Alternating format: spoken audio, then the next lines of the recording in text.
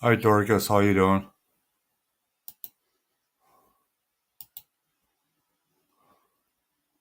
Hi Kelly.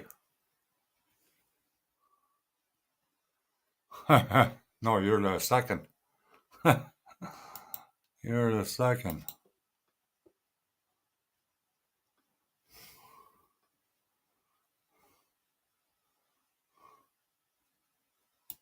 Hi BC family, how you doing?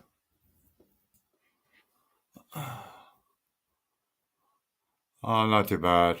Yeah, I guess I better go live if I want to get paid from YouTube. I guess I gotta go live pretty well every day. I just don't feel like it all every day. That's a problem. I don't know what to say every day. That's another thing.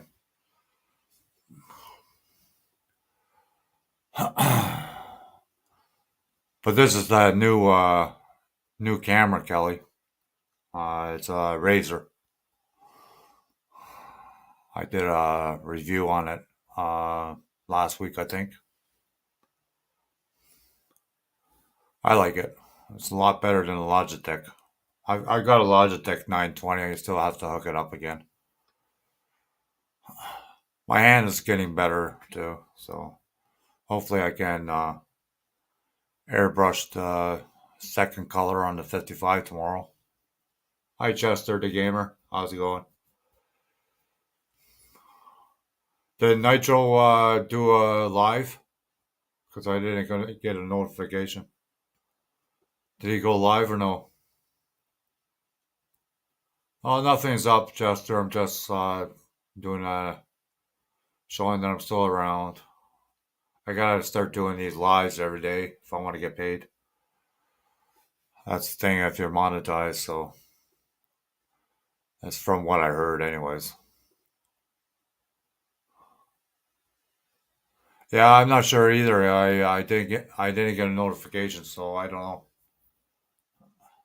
I know I'm sub to him, so and I got the bell clicked on, so I don't know what's going on.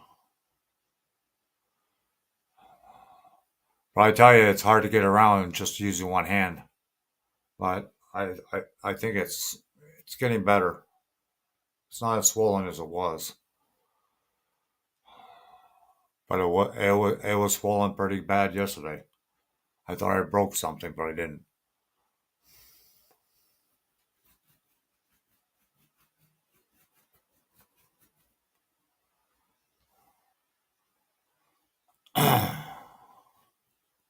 And I already scheduled my live for my birthday, Kelly, for June 2nd. I already scheduled it. It's going to be 1 p.m. Eastern time on June 2nd. So I already scheduled it. So just to let you know.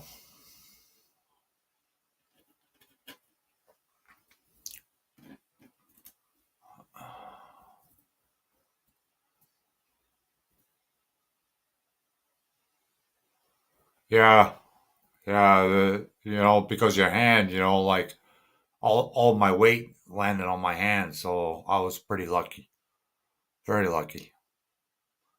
But it's usually your hands prevent your head or your face from whacking the bathtub. It's just a reflex thing.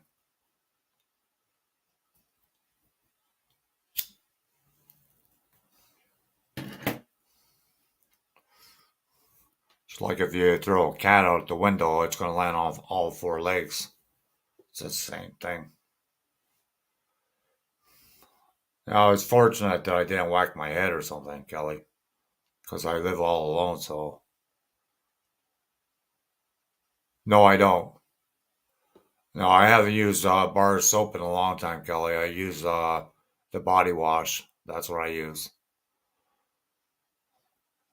It was I have to replace the mat that's in the bathtub, so I took it out and threw it out. But I cleaned the bathtub with something I shouldn't have, and it made it real slippery, and that's what happened.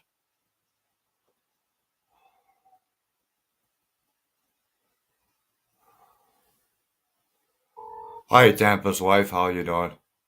Still shopping with your husband? Hi, Storage Bandits. How's it going?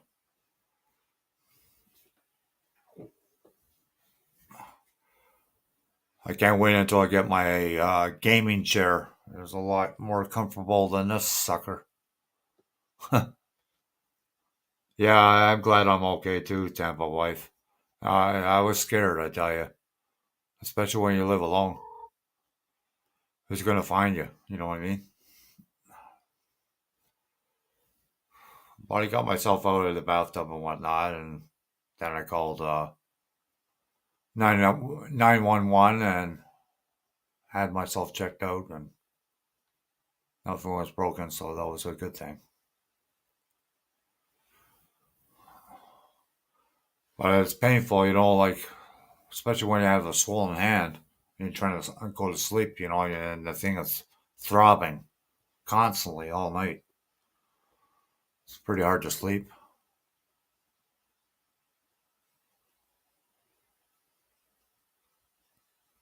Yeah, yeah, yeah, yeah. I gotta say that you can't say that no the pets don't have no personality because they do. They sure do. Oh, thanks, Mega Slingon. Thanks for the thumbs up. Yeah, anybody that comes in the live chat, if you're not subscribed to me, please do. That'd be greatly appreciated. And put your thumbs up when you come in or before you leave. That's greatly appreciated too. Yeah, I know it's morning in the Philippines. I know. Yeah, I know somebody that just went to the Philippines to get married. Commodore Vlog. I've been watching his videos. He's getting married in the Philippines, and I think he's taking his wife back to the States or something. Something like that. I forget.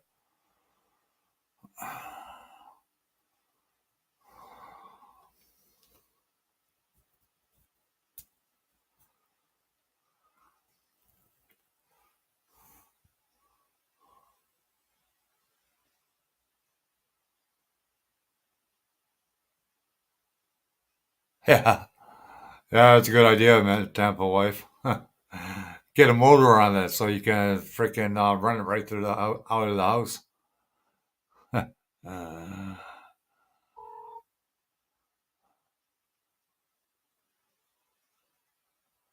oh, thanks for dropping in XRYXIX. I don't know how you pronounce it, so I spell it out. Sorry about that. Never seen a name like that before.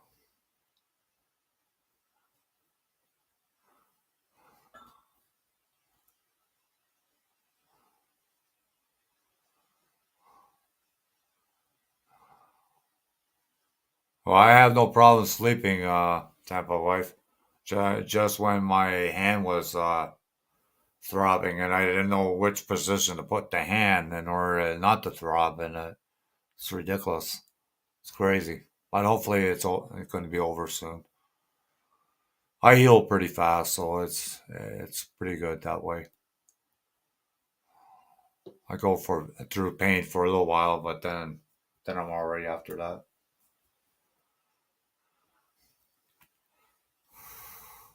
But I could have done more damage than I did because I felt pretty good.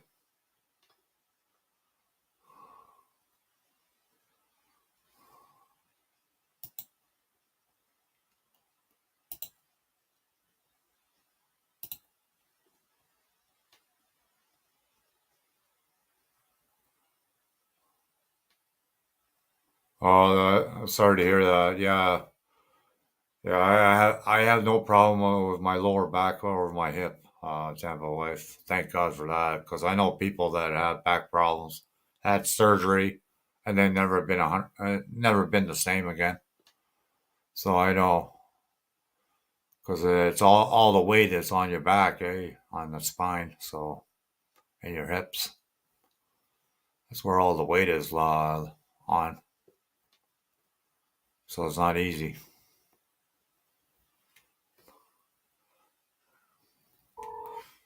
I think most of my injuries now are from past tense, from heavy lifting and all that stuff. I think it's starting to catch up on me now that I'm getting older.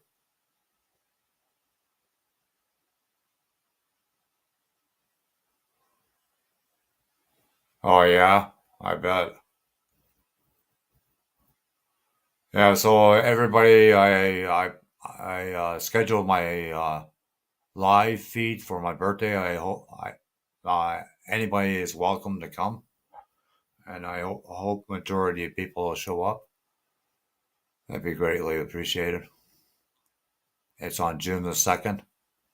It's going to be in the afternoon Eastern time, 1 p.m. So I scheduled it a couple days ago. I just want to make sure that I put that up already, so people get ready for it.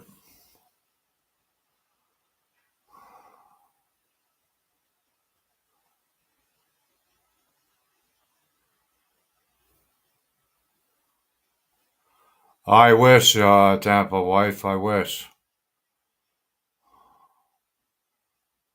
Like my son can't come over here until I quit smoking, which I don't think is right, but it is what it is. I'm trying to get my sister to come up on my birthday, but I don't know if she could get any free time away from her grandkids. She has a couple grandkids, so she just lives in the next town over. But I haven't seen her in a couple of years now, so because of what was going on in the world.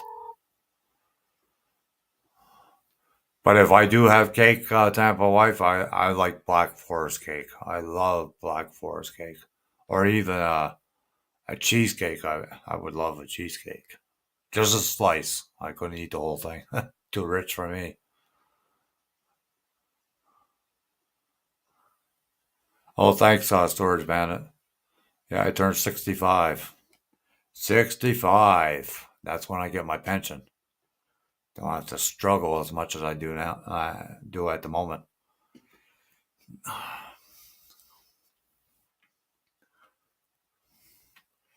Because here in Canada, you got to wait till you're 65 to get your pension. So,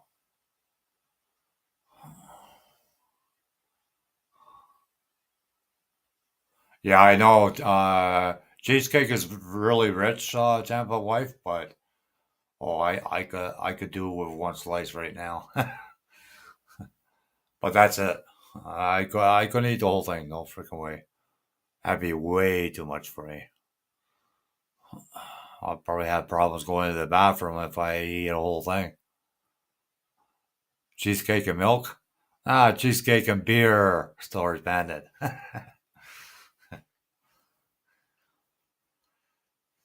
I only drink beer on special occasions, or when I go to a restaurant, I have a couple of beers.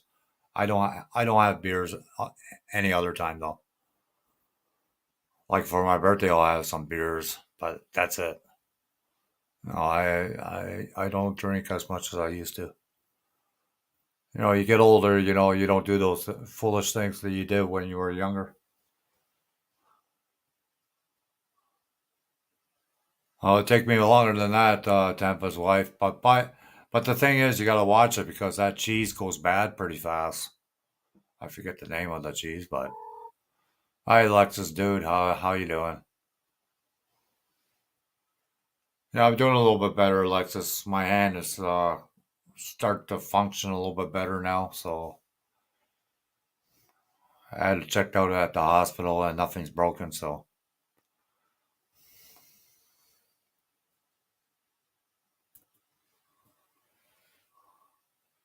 nothing broken. Why does it say three people in the chat when there's more people in the chat? I don't understand that. Now there's five. That counter never works very well, does it? On StreamYards.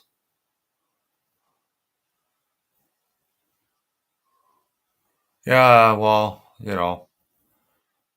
besides fighting the government, Lexus, yeah, I'm doing okay. I'm not getting nowhere with the government as it is. So I just can't be bothered with it anymore. I got another month and I fully retire. Gonna have a live stream on my birthday, June the 2nd. So I got it already scheduled for June the 2nd at 1 p.m. Eastern Time. So,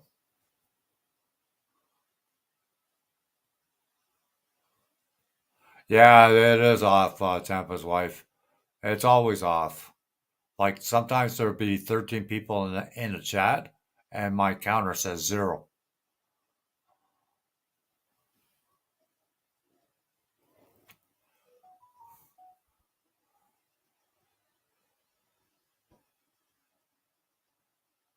Okay, thanks, Storage Bandit, for coming in. I greatly appreciate it. Even if it's a few minutes, it's better than nothing.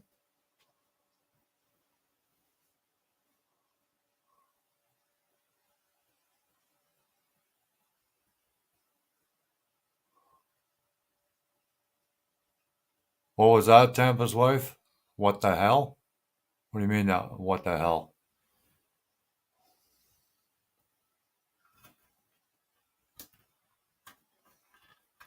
God, it's a beautiful day today here. It's like 98 today, where I am at.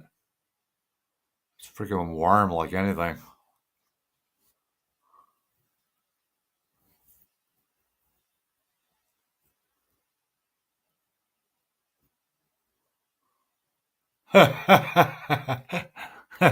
That's okay, Tampa wife.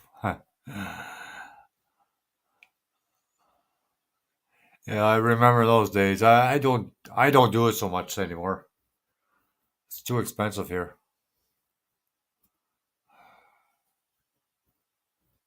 Way too expensive.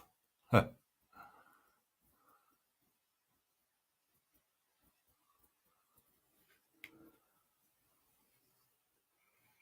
think it's like $100 for a quarter, something like that, or a bit more. It could be a bit more. I don't know. I haven't bought it in a long time, so.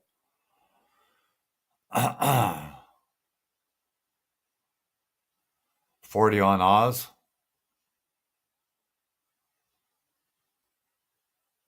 I'm not doing too bad at Stock Explorer. My hand is getting better after I fell in the bathtub.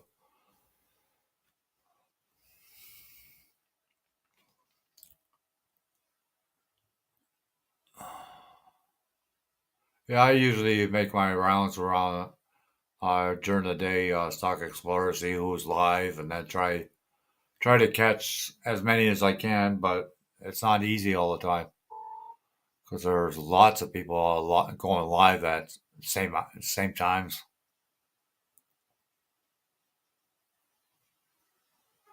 40 on an ounce. Wow, that is cheap, Tampa's wife.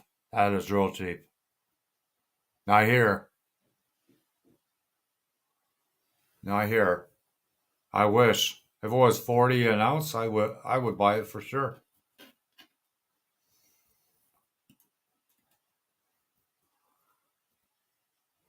Hi, Problem X Child. How you doing?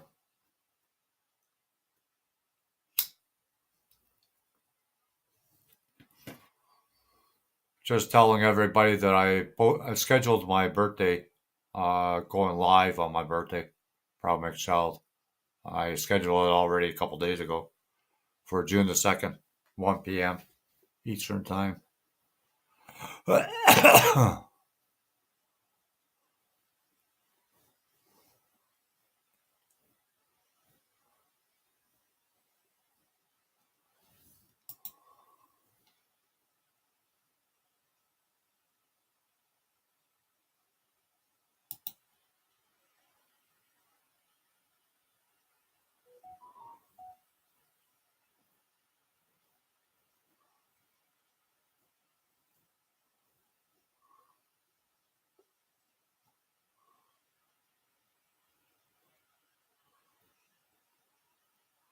It seems like it's a pretty good time to go live at this time during the day. Since we're just after supper.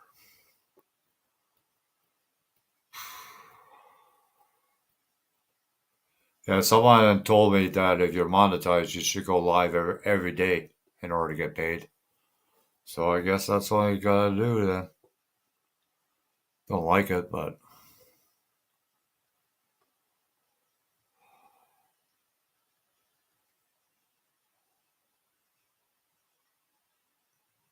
I'm not sure, probably. I'm hoping that my son's mom would take me out maybe for uh, my birthday for dinner.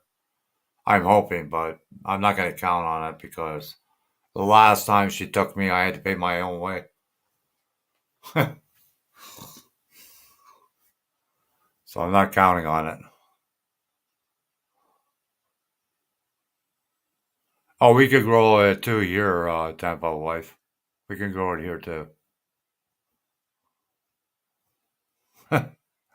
Yeah, go figure, eh, problem mixed child.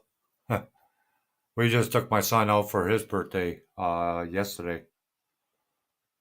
So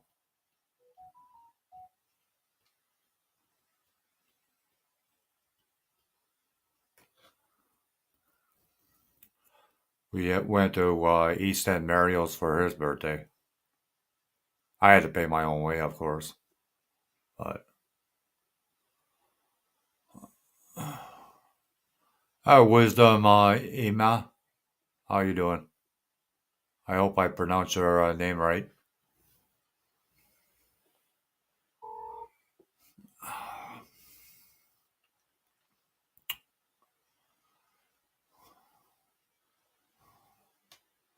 No, with my luck, when my birthday comes, I'll probably have a cupcake with a candle in it. Maybe that'll be my birthday cake.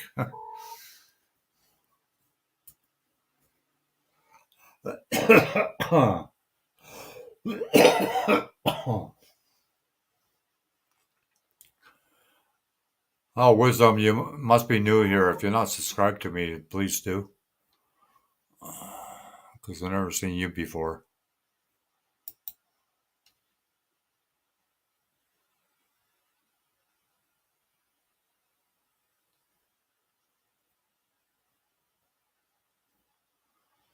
Yeah, it's really warm here.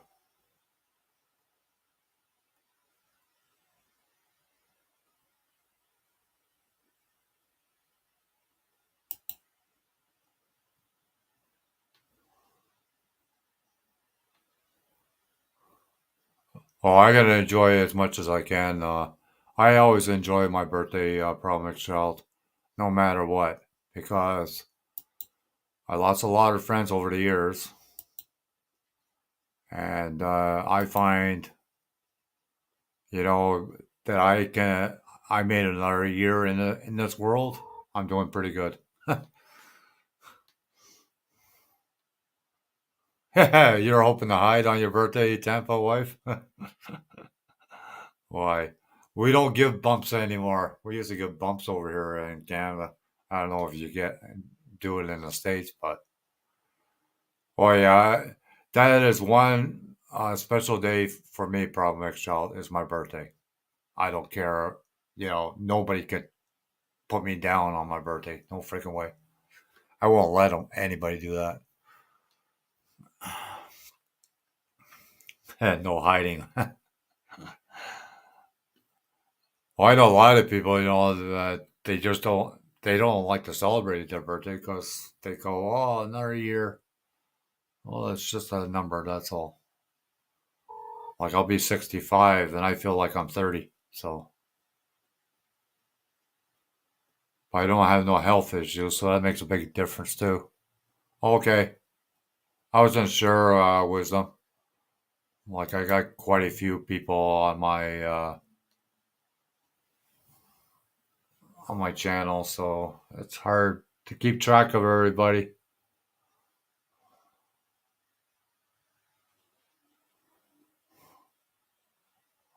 You must have got connected from Raquel.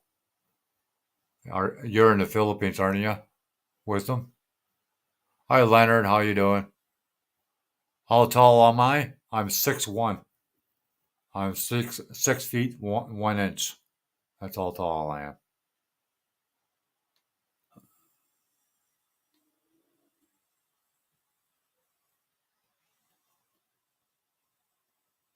That's a good one to have a wife. Yeah, yeah. I hear you. But that's how tall I am, 6'1".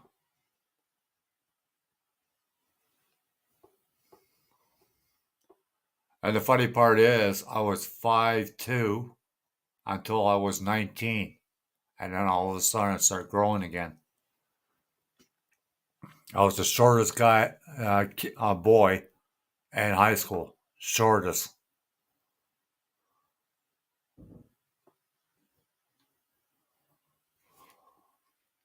I was only 5'2" until grade 13 almost.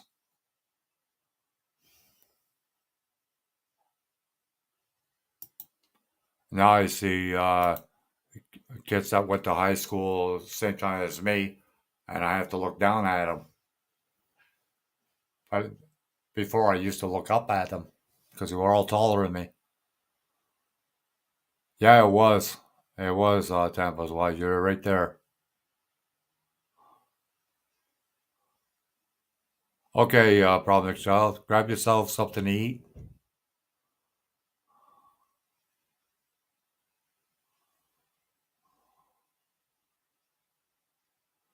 Yeah, I gotta grab something to eat after I'm done with this live. Oh, South Africa. Oh, cool. South Africa, don't you have problems with having things shipped to you from the States or places like that?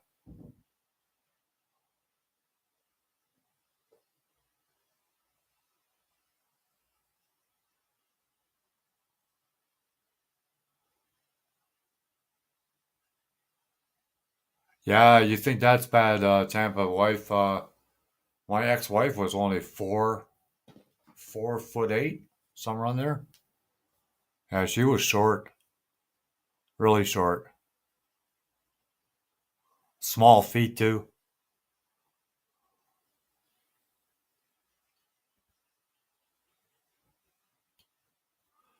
My oldest boy is 6'5".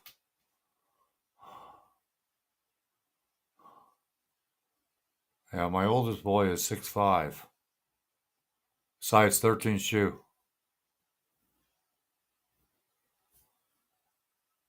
Oh, thanks, Alexis. Yeah, I share you out, Alexis, when I can. When I'm on the phone, I can't do it. I don't know how. If I'm on the computer, I can. Usually when you're live, then I'm on my phone. Yeah, I play. He's an artist, Leonard. He runs an art gallery in the next town over.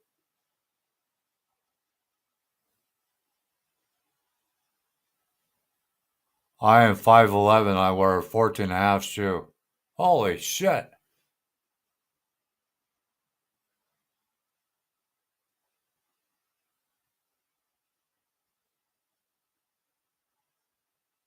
14 and a half? Oh, you gotta get them specially made, Alexis? It must cost you a freaking fortune, man.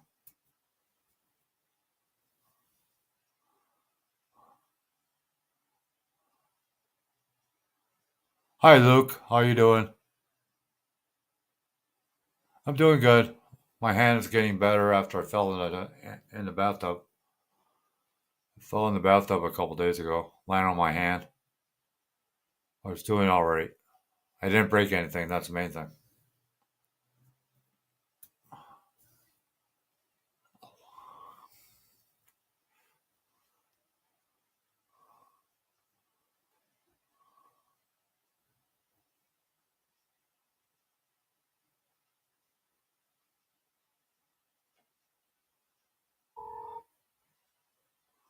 Yeah, because I knew somebody had cowboy boots, specially made, and he had like size 15 something.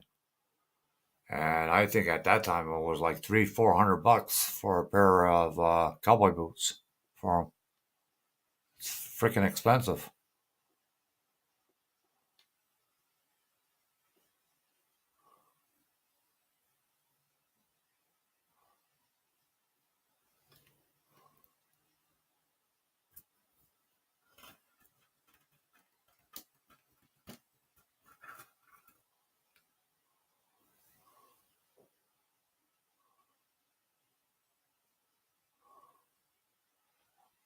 Tampa's wife, are you Irish or Scottish? Because Irish and Scottish women are pretty short.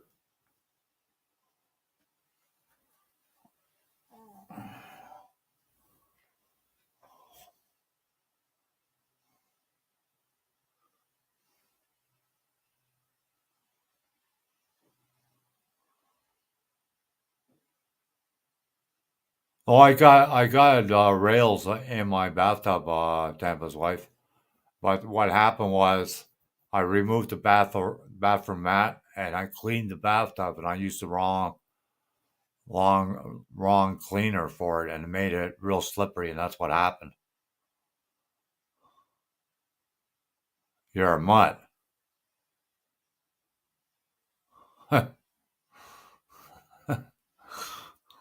Don't be saying that too loud around your dogs.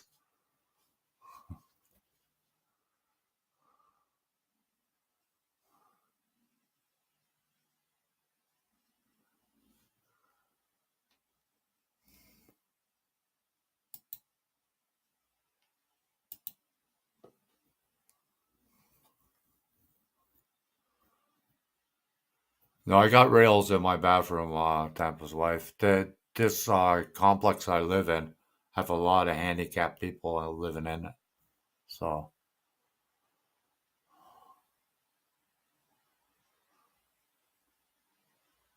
no, I don't.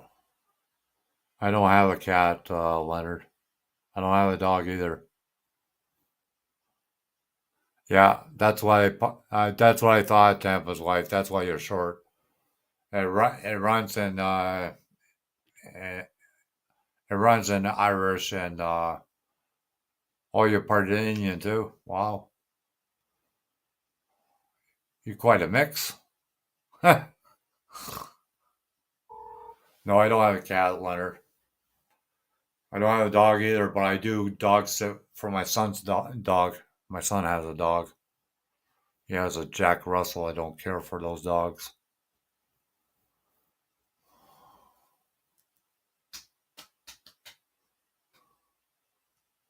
Do you make any Hungarian dishes, Tampa wife? Or you don't know how to cook Hungarian way? Because I hear some of their dishes are pretty good, pretty good. I had them in the past, like when I was younger, but not now.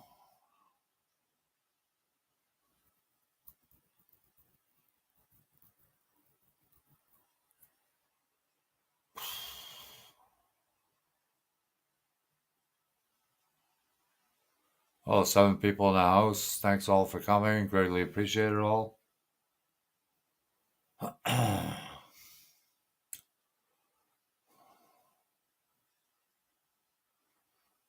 Yeah, Hungarian food is out of this world. I love it. We don't have any Hungarian restaurants here in where I live. I wish we did.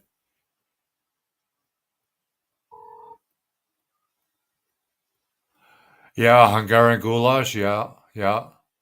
That's with a lot of onions, isn't it?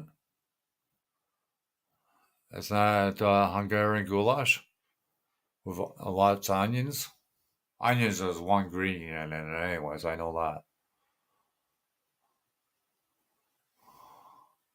Or you make it spicy.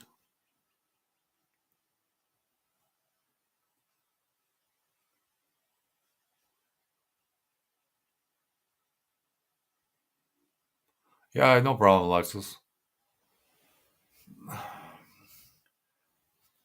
That's like me. I will go in somebody's live and I'll give them a thumbs up.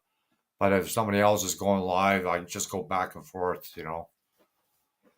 just to show my support. But sometimes it's hard, like there's so many people going all at the same time live. Not really a lot of onion because because they have uh, a Dutch goulash, and it's almost the same procedure. It's 98 over here, Alexis. And that's strange for Canada. Okay, we'll be here, probably next show. Oh yeah, chicken bowl. Yeah, yeah,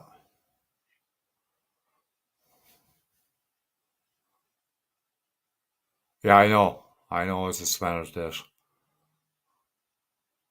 I went to Spanish restaurant a while ago. It was a really good food. Really good food. A little spicy, but I like spicy food.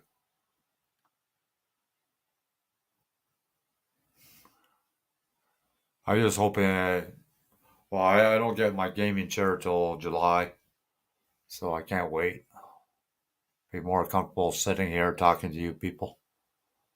I don't mind talking to you people. It's just it's hard to sit in one spot too long.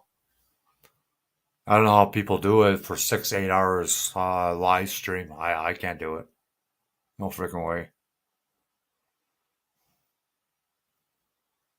2 hours, 3 hours at the most. I think I hit 4 hours one time. That was way too much for me.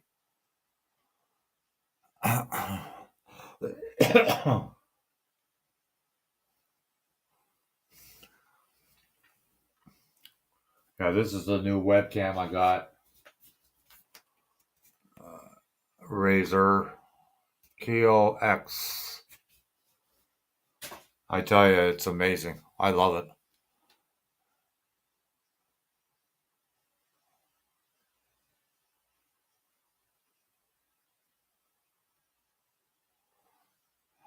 Yeah, sometimes certain dishes, Tampa's wife, it takes trial and error to get it to taste the same. Like my mom's cooking. Like I know that I do the dish the way she makes it, but I don't know. It's just like that doesn't taste like hers though. I think it's just a conscience thing because it's your mom. You know, it might taste the same, but you think differently. You know what I mean? Free, Lexus. I got it for free. Razor got a hold of me and wanted me to review it, so I did. So they sent it to me. But to get one, yeah, they're about $100. It's about the same price as a Logitech camera, but the colors are great on it. The colors are great. It's a wide angle, so it shows more of a area. Like if I put it a little bit further away, you'll see more of my room. So because there's a wide angle lens, and it's got a built-in zoom.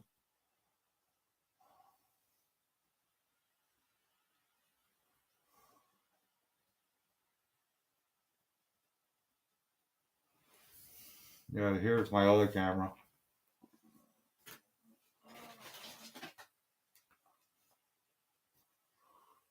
See, I still got to plug it in, but I'm waiting for when I fully retire and get my old age pension, and then I'm gonna replace this laptop because I don't want a laptop anymore. I don't like it.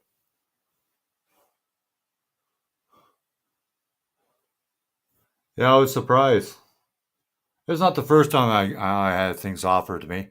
Some I've turned down because I don't use the product, and I'll probably give a lousy review, and I don't think the company wants to hear that.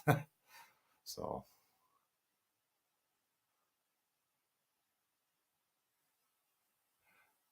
1080 p Lexus and 60 frames per minute. Yeah, I'm going to get a desktop, Tampa's wife. Yeah.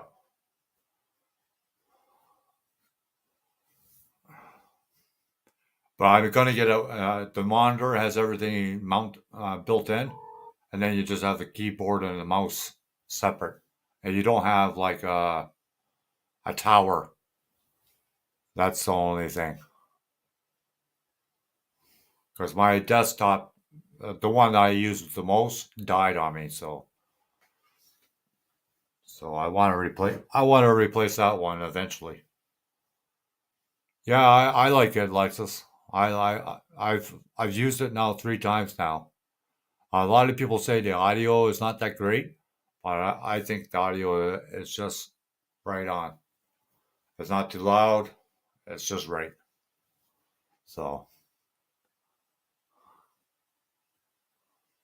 yeah, this is almost like a Mac, Tampa's wife. Like it's the monitor, and it's got everything built in the monitor, and then you got the keyboard and the mouse separate. It's just not a laptop. That's all. It's a new kind of desktop.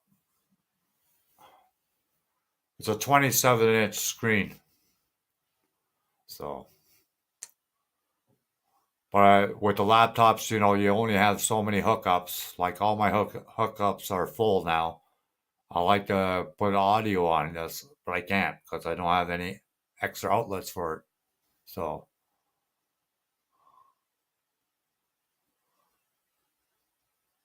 yeah, just like your Mac. Yeah, I think that's where they got the idea, but it's not a Mac. Tampa's wife.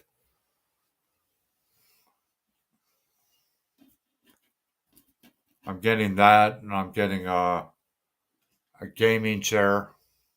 This is when I fully retire to get my old age. A gaming chair and a couch, and I'll just have a payment plan and just pay so much a month or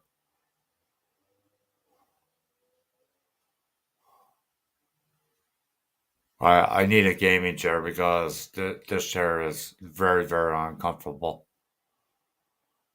And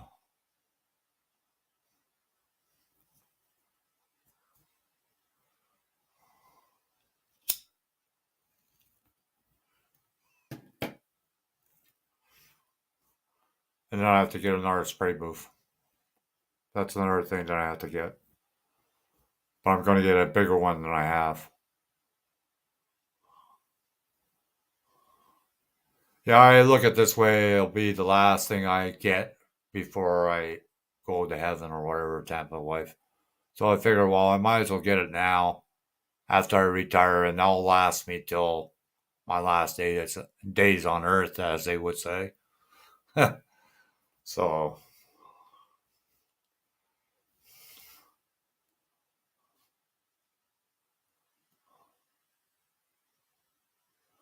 uh, probably about another hour, Lexus. Probably another hour, give or take. Sometimes, yeah, probably another hour. I usually be on for 2 hours. I'm on 44 minutes right now, so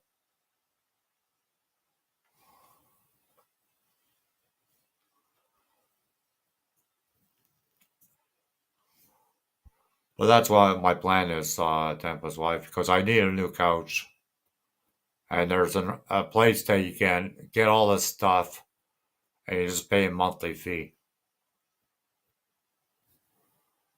They'll deliver it, and all that. So and it's free delivery. So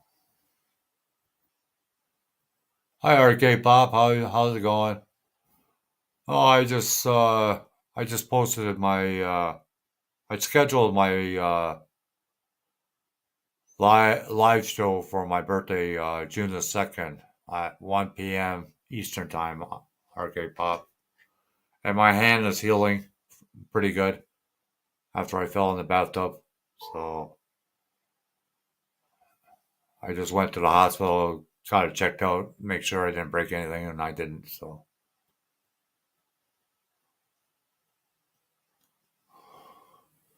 but people are telling me because you're monetized, you should be going live every day in order to get paid. So that's what I'm doing. I don't like the idea, but it is what it is.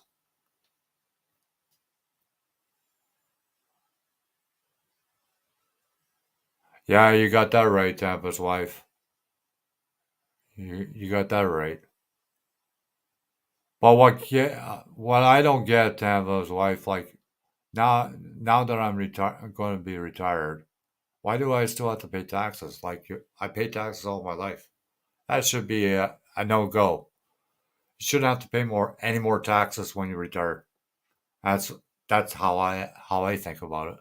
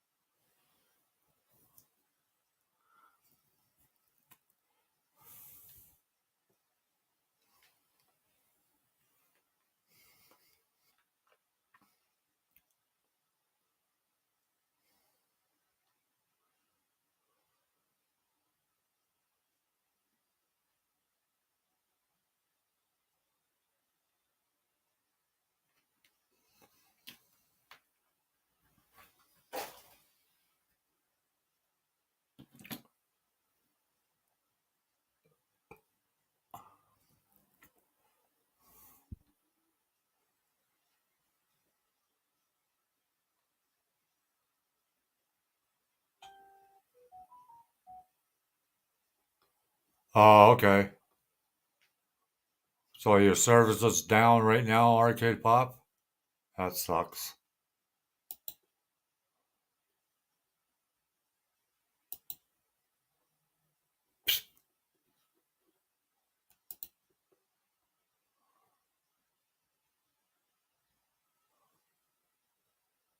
That's really weird, Arcade Pop, because usually, you're streaming your games and whatnot, and it's pretty clear to me.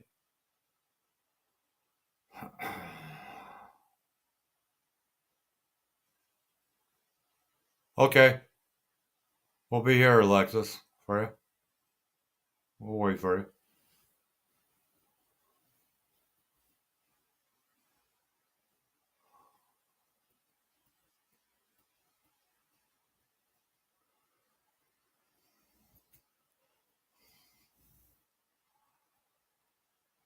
I don't know why, but I think I'm gonna have to change my shirt, so I might change to my shirt, and I'll be right back.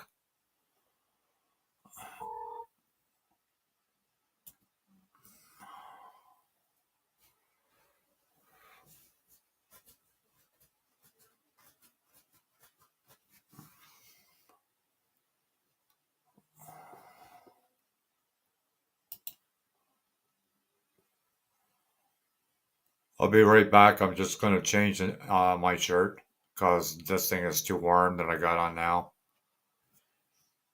So just hold on, okay?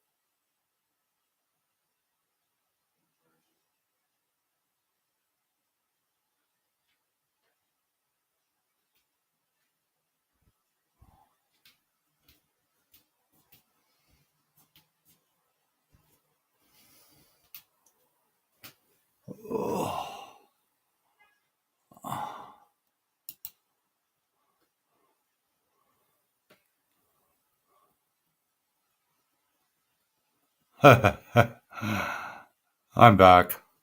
So I had to change my shirt. That thing was way too warm.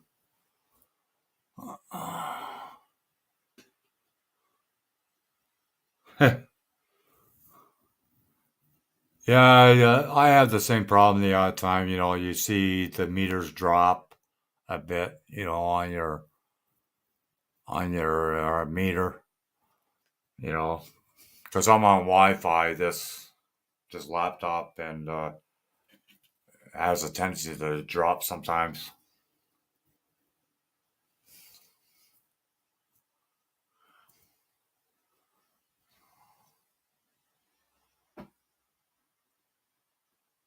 Oh, okay. Yeah, I was just telling everybody I scheduled my birthday for a live show on June the 2nd, Arcade Pop, 1 p.m. Eastern Time. If you could be there, it'd be greatly appreciated. And yeah, I'm just recovering from falling in the bathtub a couple days ago, so my hand is getting better now. I can't go live on the phone. I tried. I don't care for it. I don't care for it. It's too small of a screen for me.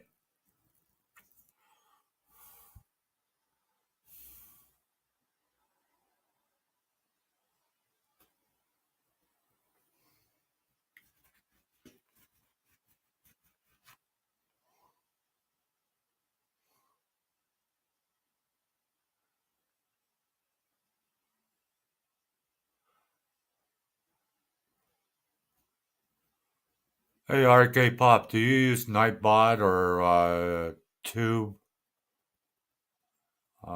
Tube Helper or whatever it's called on your channel or no? Tube Buddy. Do you use Tube Buddy or no? Oh no? Wow. Oh yeah, you're in the boonies, eh? You're in the middle of nowhere. Nowhere land. Have you ever found a yellow brick road? Okay. No, some people told me that if you have Nightbot, it helps your channel a little bit. I don't know. But you heard of Nightbot. Yeah, TubeBuddy. It's they have some features on it, but you can't active them unless you pay a monthly fee, which is like $8 a month or something like that. That's why I'm asking.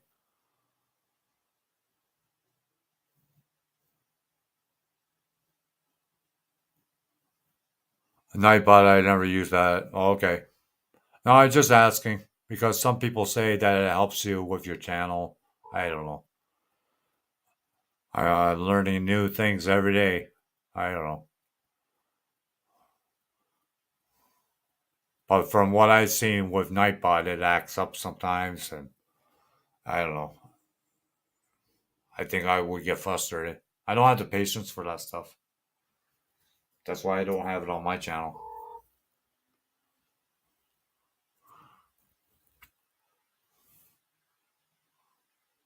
Oh yeah, cool, cool.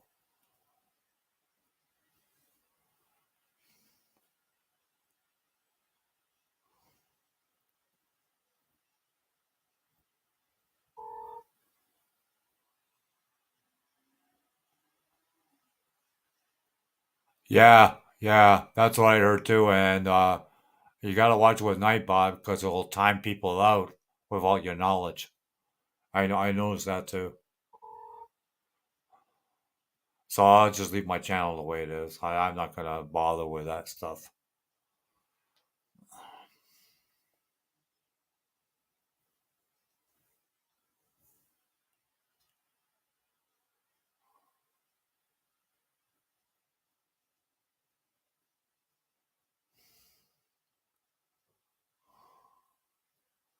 To me, Nightbot takes too long to figure it out. I don't have the patience for that stuff. I probably could figure it out, but I just don't have the patience. And if it starts screwing up on me, oh god, I would freaking lose it. So I don't think I better. Better just leave things alone the way they are.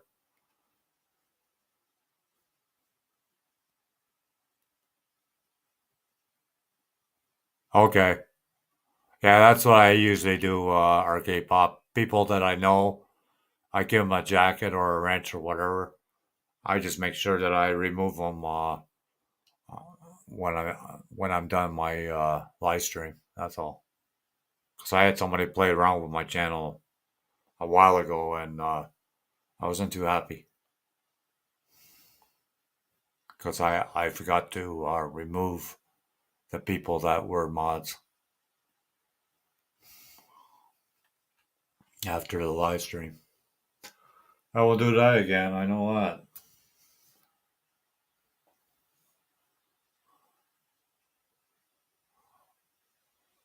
Well, that's what I do, arcade pop, and then if it's somebody new in here, I don't give them a wrench or a jacket unless they've been here a couple times and I get to know them. Oh, welcome back, Problem McChild. Welcome back. Welcome back, Carter. Remember that show? Hi, Deborah does the dishes. Delicious dishes. How you doing?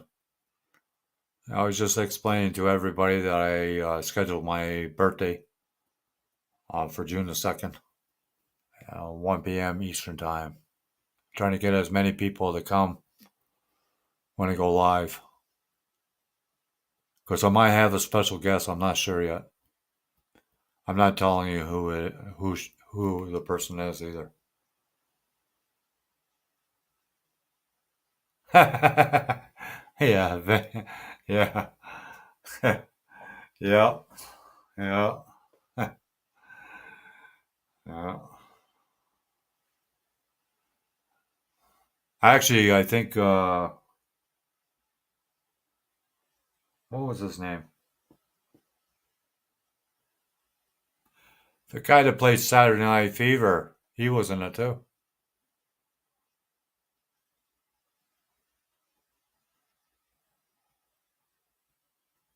Oh yeah.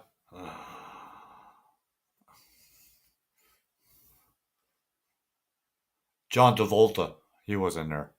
John Travolta. John Travolta was in it.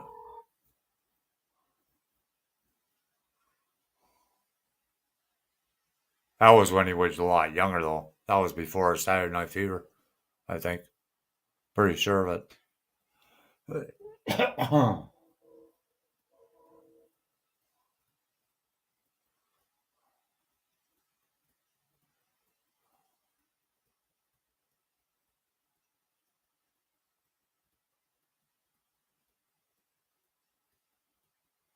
I like oh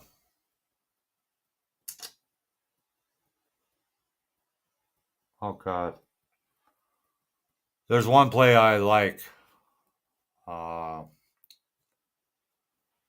God, what was the name of it? No, I can't think of it now. But there was one play that I saw that was a musical, and it was almost like Grease Lightning, but not exactly. West Side Story. West Side Story. That was an excellent play. I loved it. I loved it. Hi, Panda Cat. How you doing? Thanks for dropping in. Thanks for the thumbs up. Really appreciate it.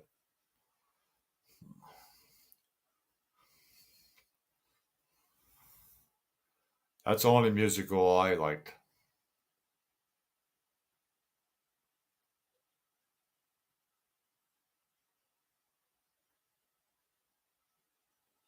Oh, 6 people in the house. Thanks all for coming. Greatly appreciate it.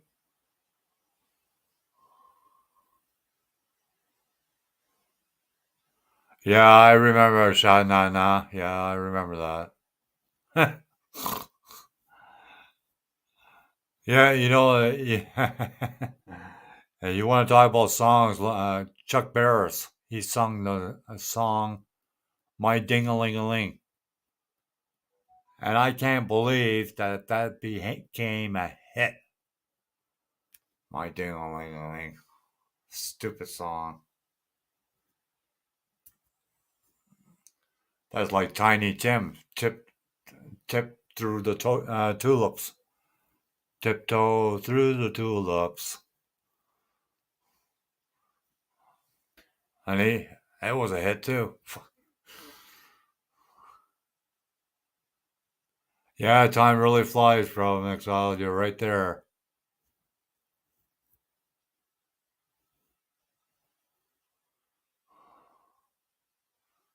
God, every time my son goes up in one age, I go, oh shit, I'm going up one age too, 1 year too. Ed Sullivan Show showcased many different talents. Oh yeah, I used to be Proud Mix Child. I don't know if you remember, but he had Talent Time. I was on that show when I was 6 years old. I was only 6 years old. Played accordion. Accordion was bigger than I was. Couldn't even see me. Saw the accordion, but not me.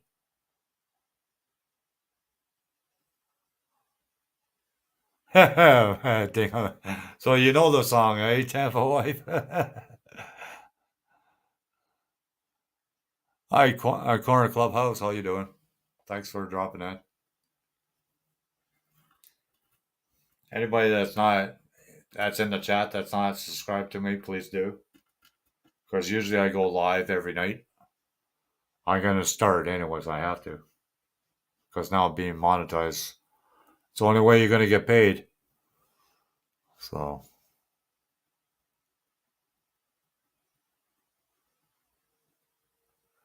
I came on here to show everybody that I'm doing okay.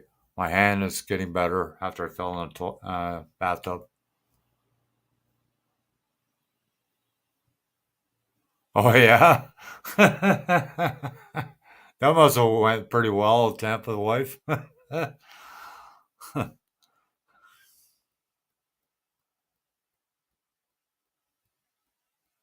Yeah, he, Bromwich Child, the way he lived with his wife, that they had separate bedrooms. Did you know that? He had his own bedroom and he slept in it, and she had her bedroom. Freaking weird couple, I tell you.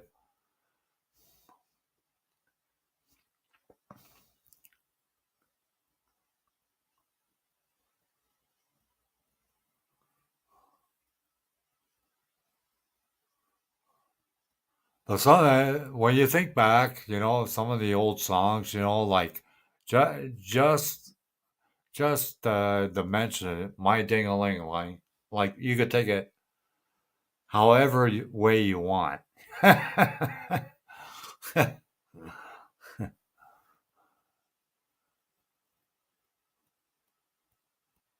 Oh yeah, that's not a good thing, Tampa's wife. Holy shit!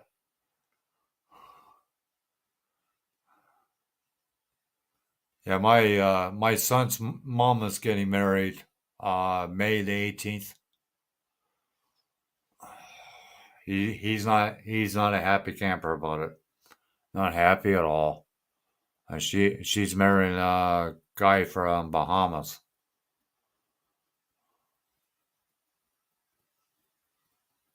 Yeah, I bet they do, Promise Child. You remember the Soul Train? Soul Train was a big thing back in the day. Soul Train.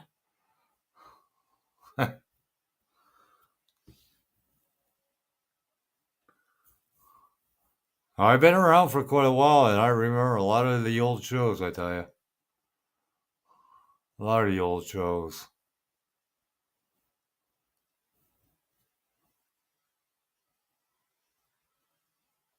Yeah, peace, love, and soul. Yeah, yeah,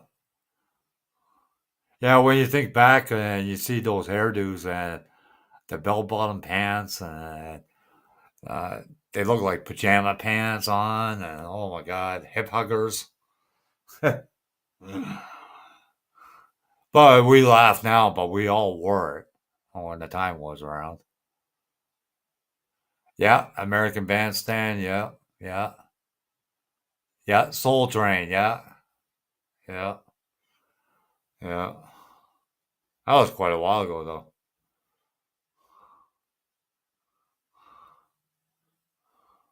That was when Donna Summer was a big hit, and people like that.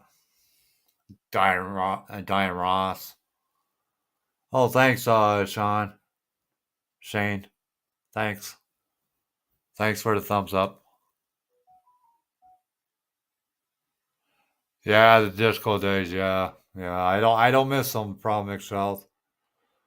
Grace Jones. Casey and the Sunshine Band. Yeah, I know. I know quite a few of them. Commodores. Sly and the Family Stones.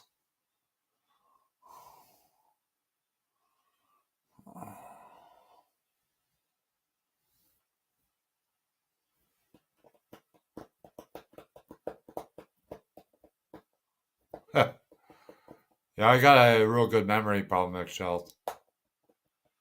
If you ever want to dig in my mind, go ahead. Ask away. I know quite a few bands. Like quite a few Canadian bands, but they're not around anymore.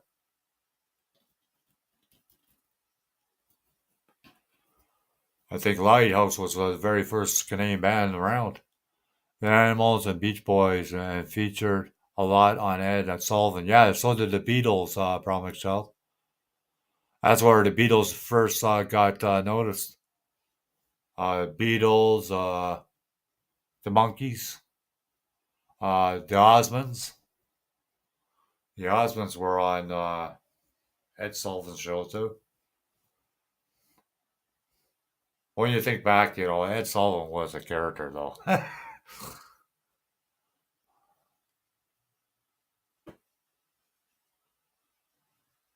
Yeah, my long term, my I got a very good memory. Tampa's wife. I can remember when I was 4 years old, and I'll be 65. So that's how good my memory is.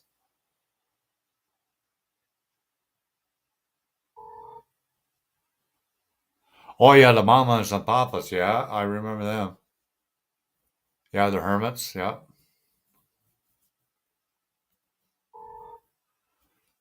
even in Jackson Five. The Jackson Five was on there too. That's how they all became big after going on Ed Sullivan show. A lot of them.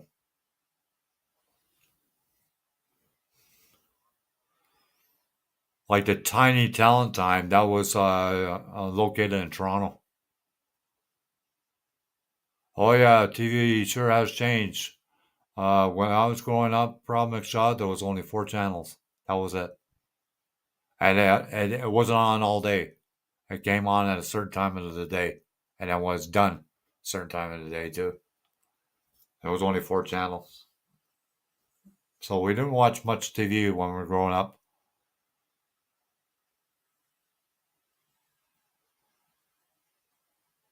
No, it doesn't. It doesn't. Well, when you think about Problem Child, if you look at the very first Batman and Robin, when you were a kid, you thought it was cool. Now you look at it, you go, I was watching that. What was I thinking? Like, yeah.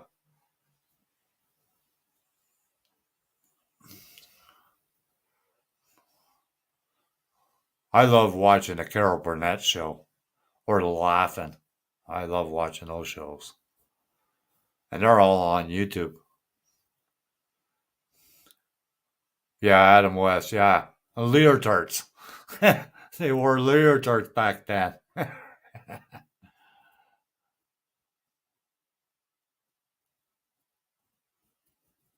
Yeah, yeah. You could tell a lot of that was pretty well faked, though. Probably shot. Like their camera work was terrible back in the day.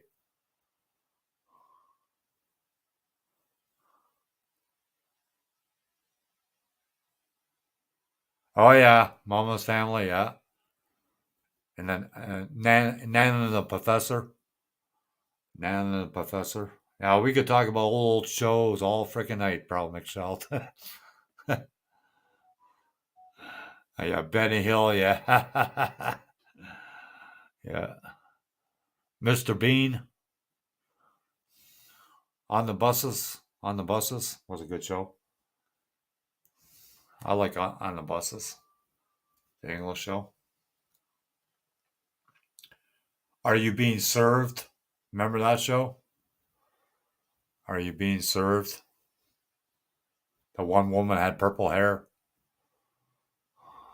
and then the one guy was gay or a faggot or whatever you want to call it.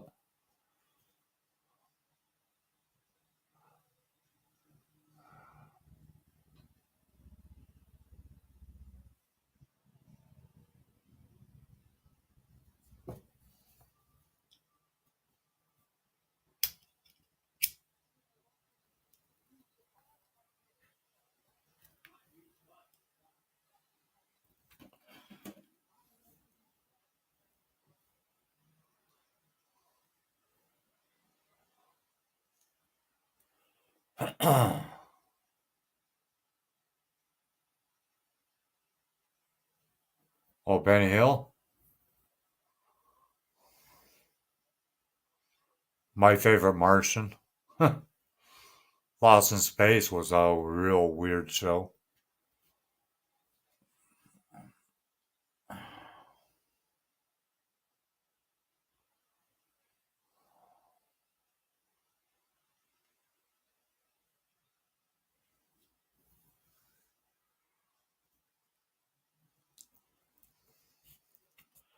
Yeah, Mama's Family's from Carol Burnett show.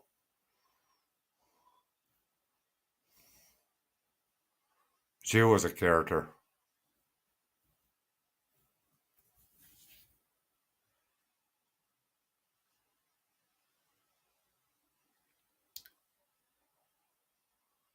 Yeah, are you being served yet? Yeah, that's what I just said. I don't know if my audio is going or what.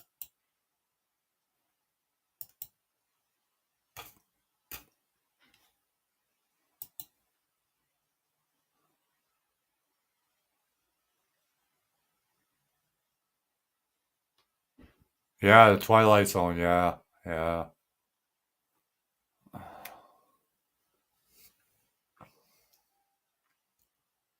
Yeah, Kojak was pretty cool. I like Columbo. I think Columbo was pretty cool. Especially that old car he used to drive around.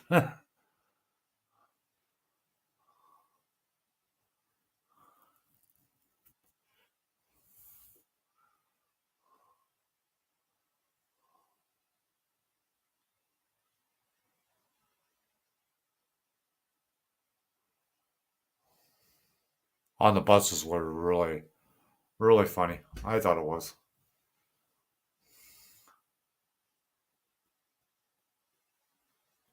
No, I never have Tampa's Wife.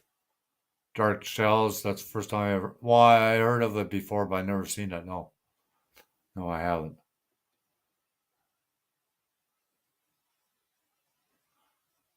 Yeah, he did. Problem shot. That happened in a fight. So did David Bowie. David Bowie had a glass eye. David Bowie got it from a fight when he was a kid. Somebody broke a piece of glass in his eye, and lost his eye. He was only young.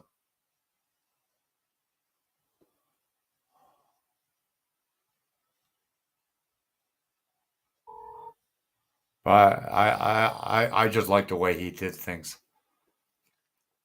And then you had Beretta, and the guy that started Beretta, he's in jail for killing somebody.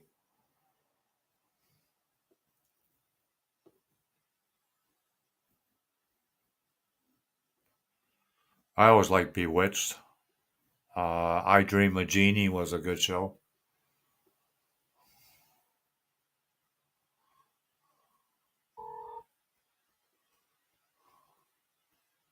I like the old shows from the 60s and 70s.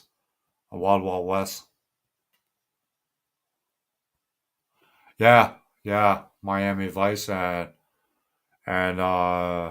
Magnum. Magnum was pretty good. What was that cop show that he rode a horse? McMillan and Wife? McMillan and Wife? Something like that?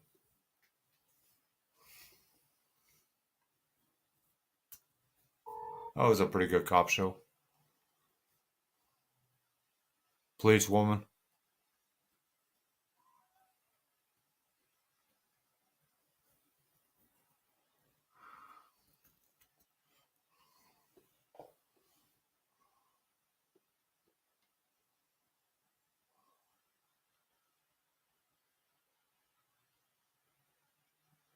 I think a lot of people like watching the old shows from the 60s and 70s because life was a lot easier back then.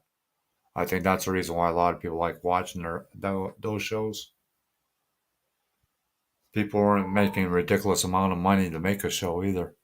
Not like now. I think that's basically why a lot of people like watching the old shows. A lot of westerns back in the day though. A lot of westerns.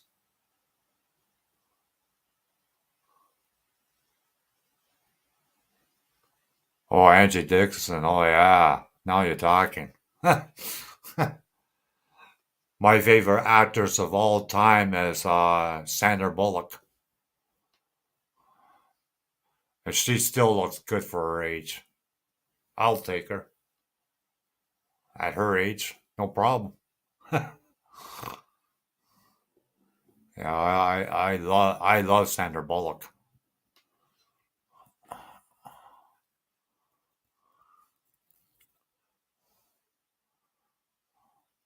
Yeah, well, that's the problem. Problem extra. They try to make Y50, and the new one, it's not the same as the old one. No, I like the original too. Time for the Wife. Nothing better than original. They destroy it when they try to redo it. They they totally destroy it.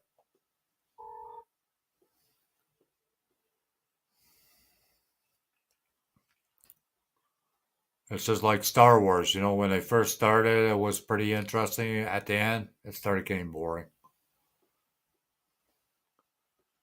But they start running out of things to, you know, bring out.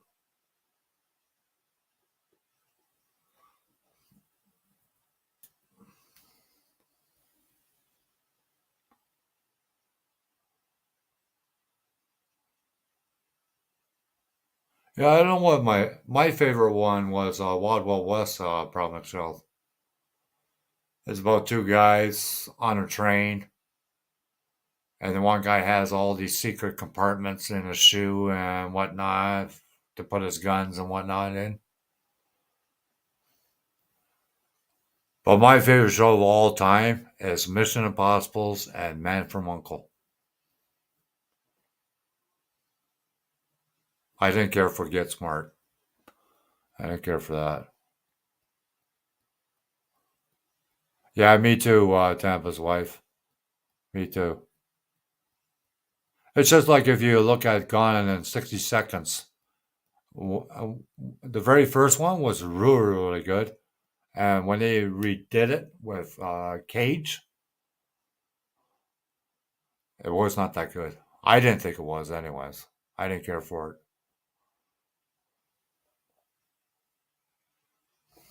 But it's just like Y50, like that new one. I didn't care for it. I like the old one, but I didn't care for the new one.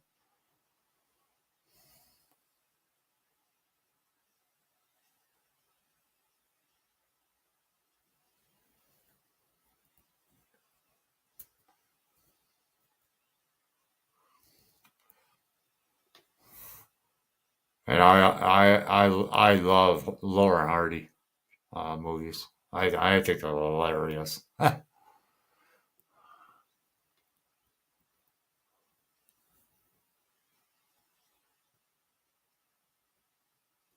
Yeah, but sometimes they lose money on it. Promise Child. I forget which one. Star Wars they lost a substantial amount of money because it killed a lot of people. Uh, the setup wasn't set up properly, and it just collapsed on a whole bunch of people. So,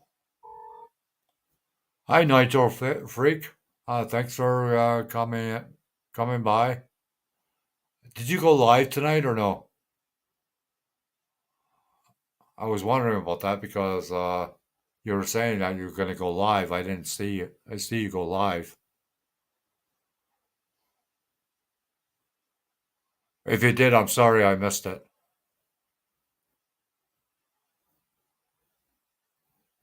Hi, numerous reels. How you doing?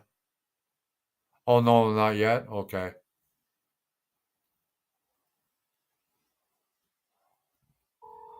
Are you planning to go live tonight or no? Or tomorrow? Jim West. Yeah, that's the one. Yeah, you're right. Yeah, yeah. See, somebody's in my age group.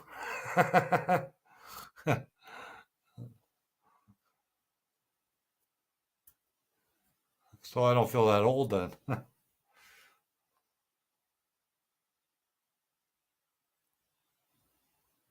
God, it's so beautiful outside right now.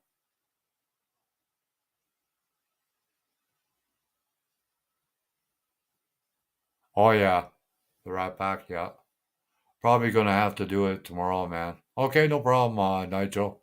I'll look for it. I got the bell rung, so I should get a notification. I'll be there.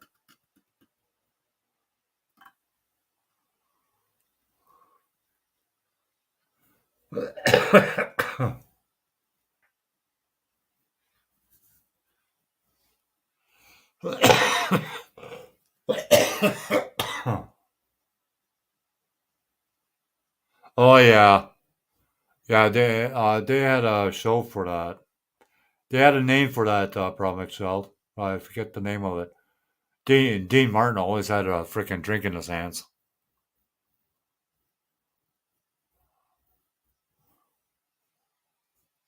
Yeah, no problem, Nitro Freak.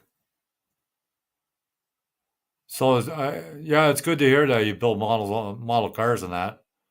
I'm hoping to get the second color on the 55 tomorrow. I'm hoping. I'll airbrush that on.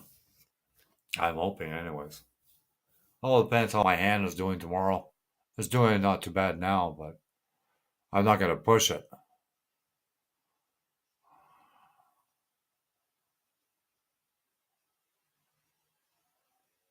Yeah, yeah. They might as well just leave it the way it is. Yeah, the Rat Pack. Yeah,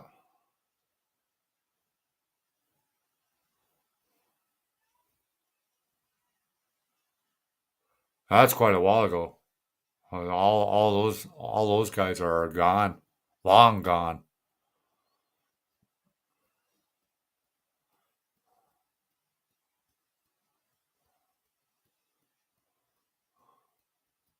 Yeah, we're talking about old TV shows and Nitro Freak. That's what we're talking about. Yeah, I saw that you do a lot of RC cars. That's pretty cool. Yeah, models are a little bit cheaper, eh? Model cars are a little bit cheaper, that's for sure. Yeah, Flight of the Phoenix. Yeah,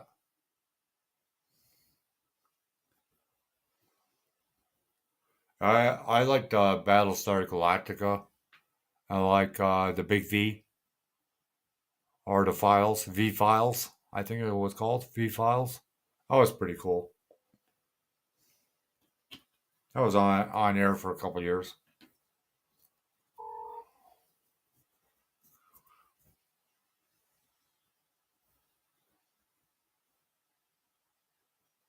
Yeah, I bet they cost 6 grand.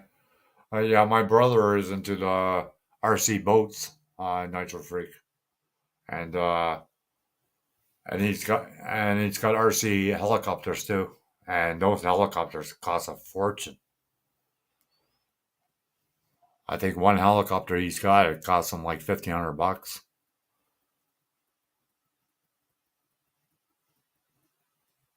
Neither really. Promise Child. To be honest with you.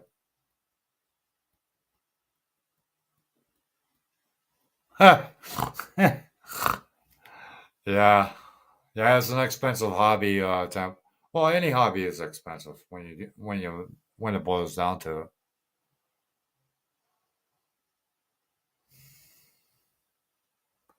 I bet your husband's collecting all what he collects. It costs him a pretty penny too.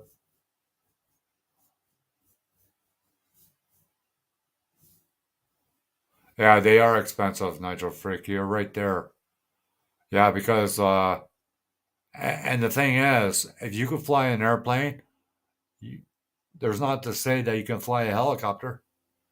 But a lot of people think, oh, I could fly a plane, I could fly a helicopter. No, it's not that easy. You got to hoover up first before it works.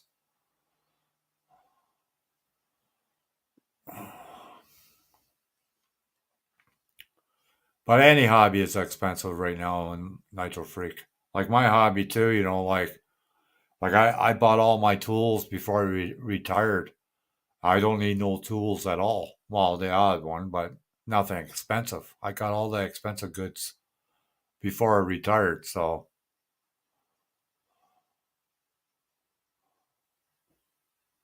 oh yeah, for sure.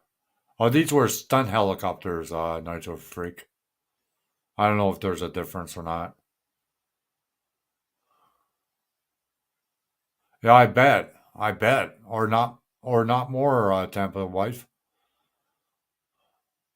Yeah, I'll be fully retired next month, Nitro Freak. I turn 65 June the 2nd, which I'm gonna be live that day on my birthday. Oh, are you? Cool. Are you gonna do the old-fashioned way, Proud Mixed Child, or you gonna do the modern way?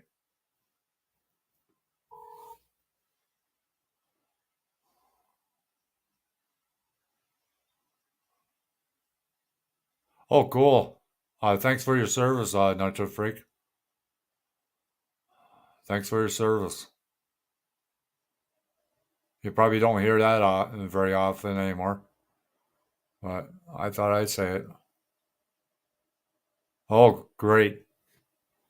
Are you gonna go live doing that, or are you just gonna post a video on it? Proud Mixed Child when you start on it. Yeah, no problem, Nitro Freak.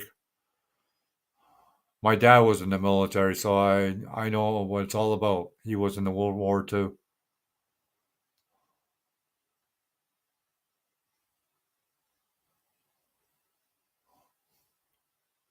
Yeah, you ever see how those Africans do it? They use an axe.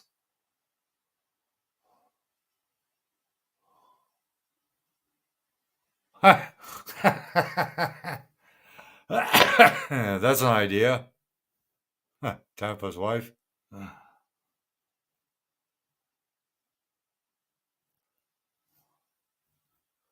So what are you gonna do? Cut the log and then shape it to a canoe, or are you gonna do strips? How are you gonna do it, Promise Child?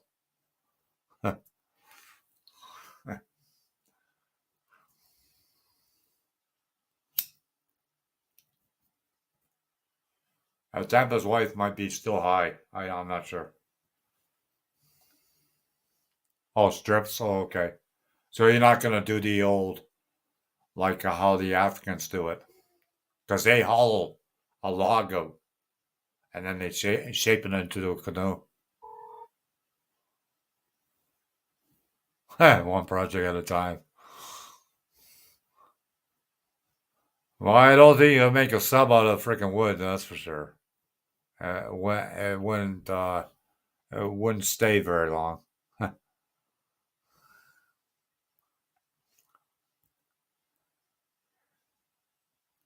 Yeah, it's pretty amazing how the Africans do it. They hollow the log out and then they shape the outside of the log to look like a canoe.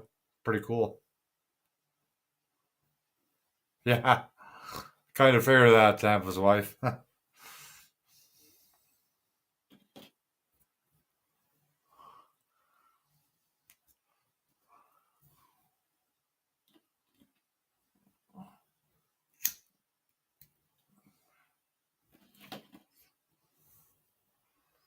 Well, it's 8 people in the house. Thanks all for coming. Greatly appreciate it. Make sure you put the thumbs up when you come in or before you leave. That'd be greatly appreciated.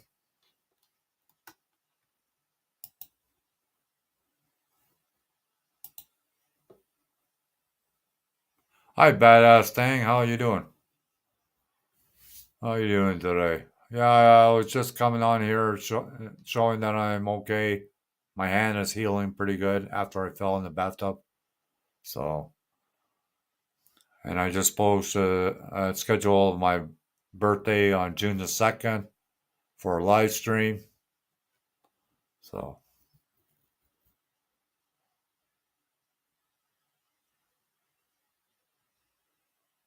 yeah, they are. Yeah, they're amazing people, Promic Shaw, they build beautiful furniture. Hi, Glenn. How's it going? How's it going?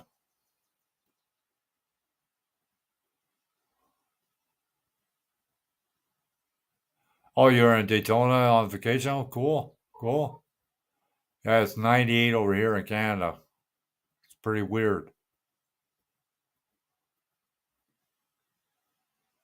Oh, they sure can. When I used to own a house, all my furniture was built by the uh, Amos people. Oh, it's just going.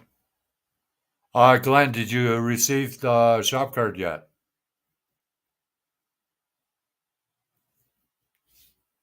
Because I mailed it. I mailed it out.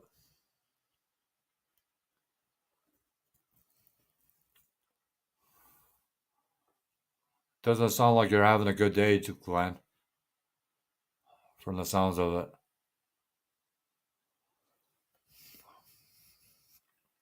I had a scare of my life. I fell in the bathtub a couple days ago, and oh my god, I was pretty scared. I tell you. Well, they confirm all right, and the funny part is they do stick together. If they have a fire or whatever, all the Amish people come together and they'll rebuild your barn or whatever. Okay, well, let me know when you get it.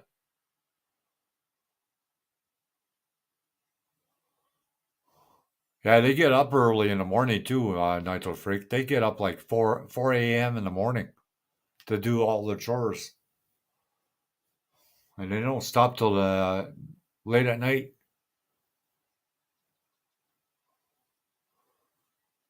But the thing is, they all wear glasses because they don't use electricity. So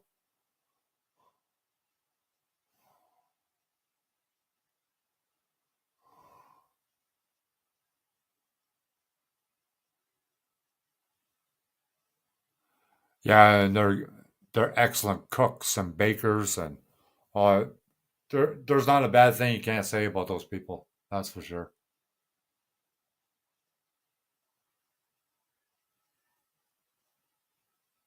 Oh, it is, Glenn. I landed on my hand. Well, it's getting better, but it was swollen like crazy, man. It was swollen. I tried to sleep with a throbbing hand. Not easy. Not easy at all.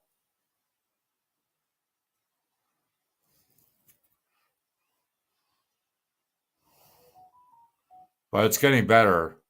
I'm hoping. I don't know if you've seen this yet. I'll just wait. Oh fuck! I got the silver on there,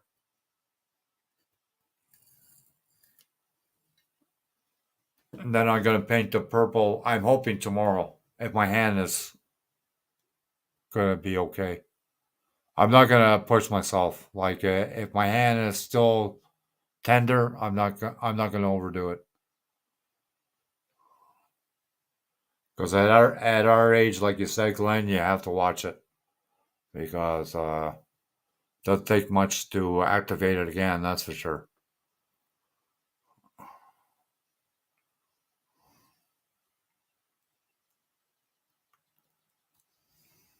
Yeah, because I used to know somebody that was an Amish person, and they have to marry in their family. They have to marry another Amish people. If they don't, they're out of the community. They don't ask no questions. If you marry somebody that's not Amish, you're out of the family. You're out of the community. They'll walk you out. Hi, Dailies, Dan. How are you doing? Yeah, you still around too? Oh, good to hear.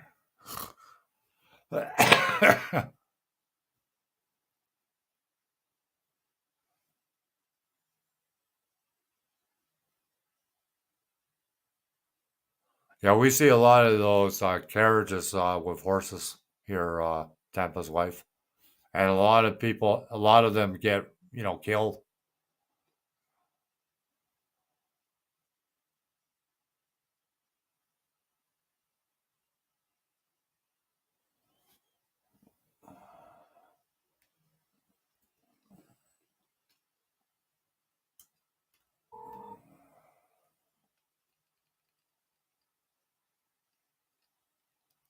Cut the seat in. See,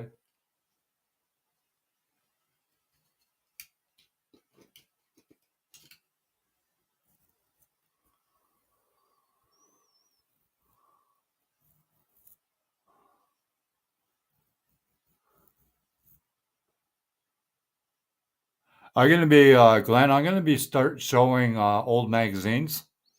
I'll show you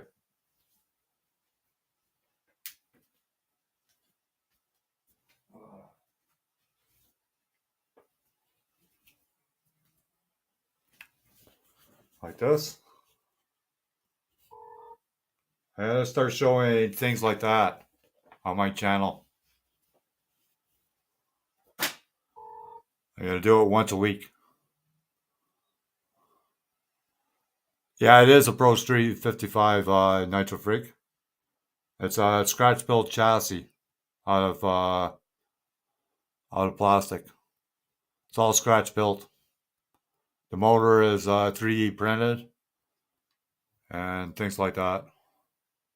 I do a lot of scratch building on my channel on Nitro Freak.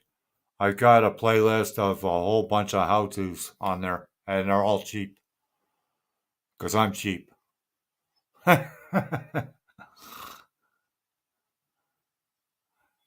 Yeah, I did too, Nitro Freak. I did too. I own a couple drag cars too. I used to race.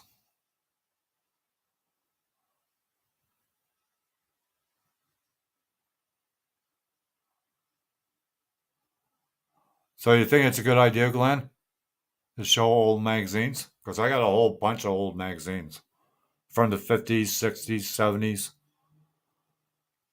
Yeah, me too, Nitro Freak. I'm a big muscle car guy. If you check my channel,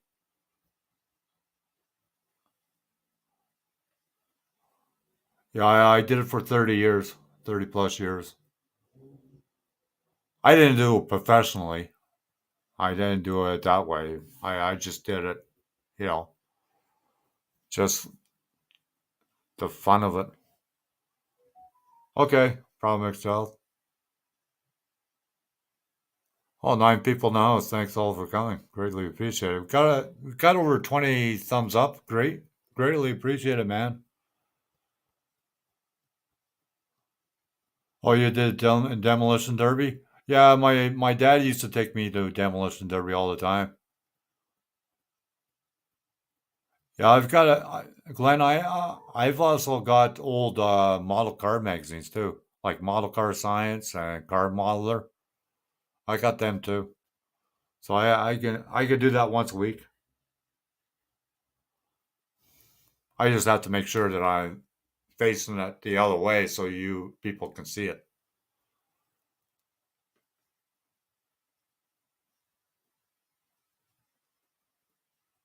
Oh, do you? 70 Camaro? I gotta check that out. I love Camaros. I'm a big Chevy and Mopar guy, Nitro Freak. You know, you could if you see some of my builds, that's usually what I build. Mostly Chevys and Mopars. Oh, split bumper. Cool. Cool. Cool. Is it tubbed out? Is it Pro Street or no?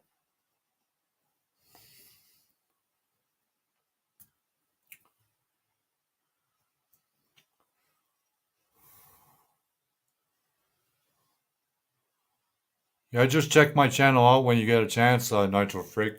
There's a lot of stuff you can find on there. And it might get you back into model building. I don't know. Who knows? I even show how to use an airbrush. I got quite a few videos on how to use an airbrush on my channel too. All mini tubs for now. Oh, that's cool. I had a 55 Chevy with mini tubs on it. Ran it as a gasser. Called it a badass.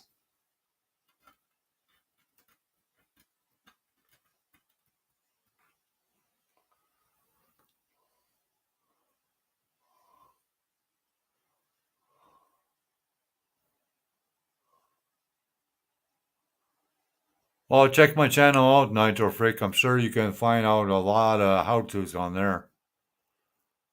I got over 400 videos, almost 400 videos. So I've been on YouTube since 2014. So,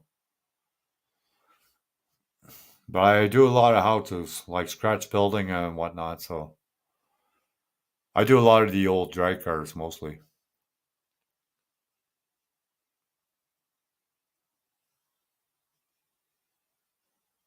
Oh, thanks, Nitro Freak. Yeah, go in the playlist. If you're looking for how-tos, look in the playlist. That's where all my how-tos are.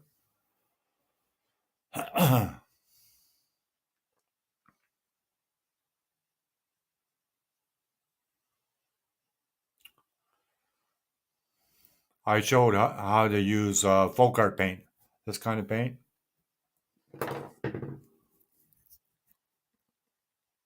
through an airbrush. And so far, I got 10 people. As soon as I showed it, 10 people know how to use it now. So, and I use 2K Clear. Yeah, I do. Why? You wanna join me for a bit? Here you go. I'm sorry, I didn't realize that, you wanted to come up. That's not a problem.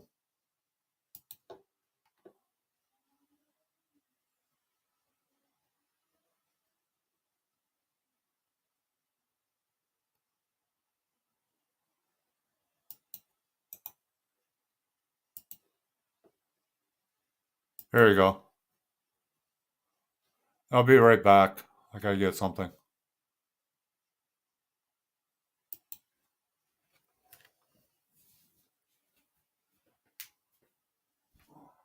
Oh,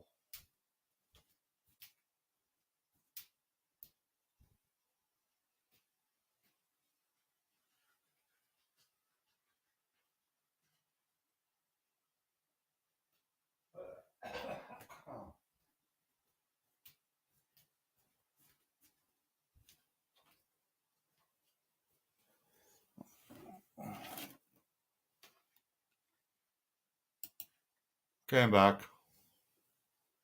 There's links right there, Nitro, if you want to join. Yeah, sorry about that. I didn't realize that, yeah, anybody could come up on the panel. This is a free version. I could get up to 6 people on here.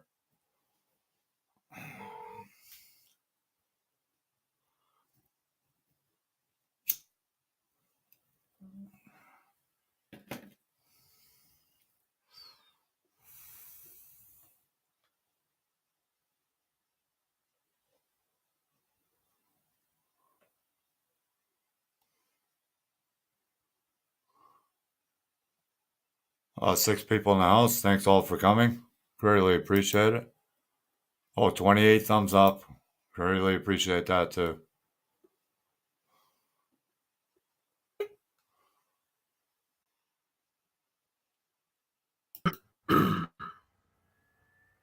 Oh, welcome. What's going on, John? Oh, not a hell of a lot. I'm just waiting for my retirement to kick in because I've been living on welfare since November because of my age. Nobody's going to hire me. Yeah, it gets rough when you get older. No, no kidding. Here's the 70 Oh, Camaro. wow. That's The nice. 70 Camaro sitting behind me. That's nice. One of the I love many the that color. I own.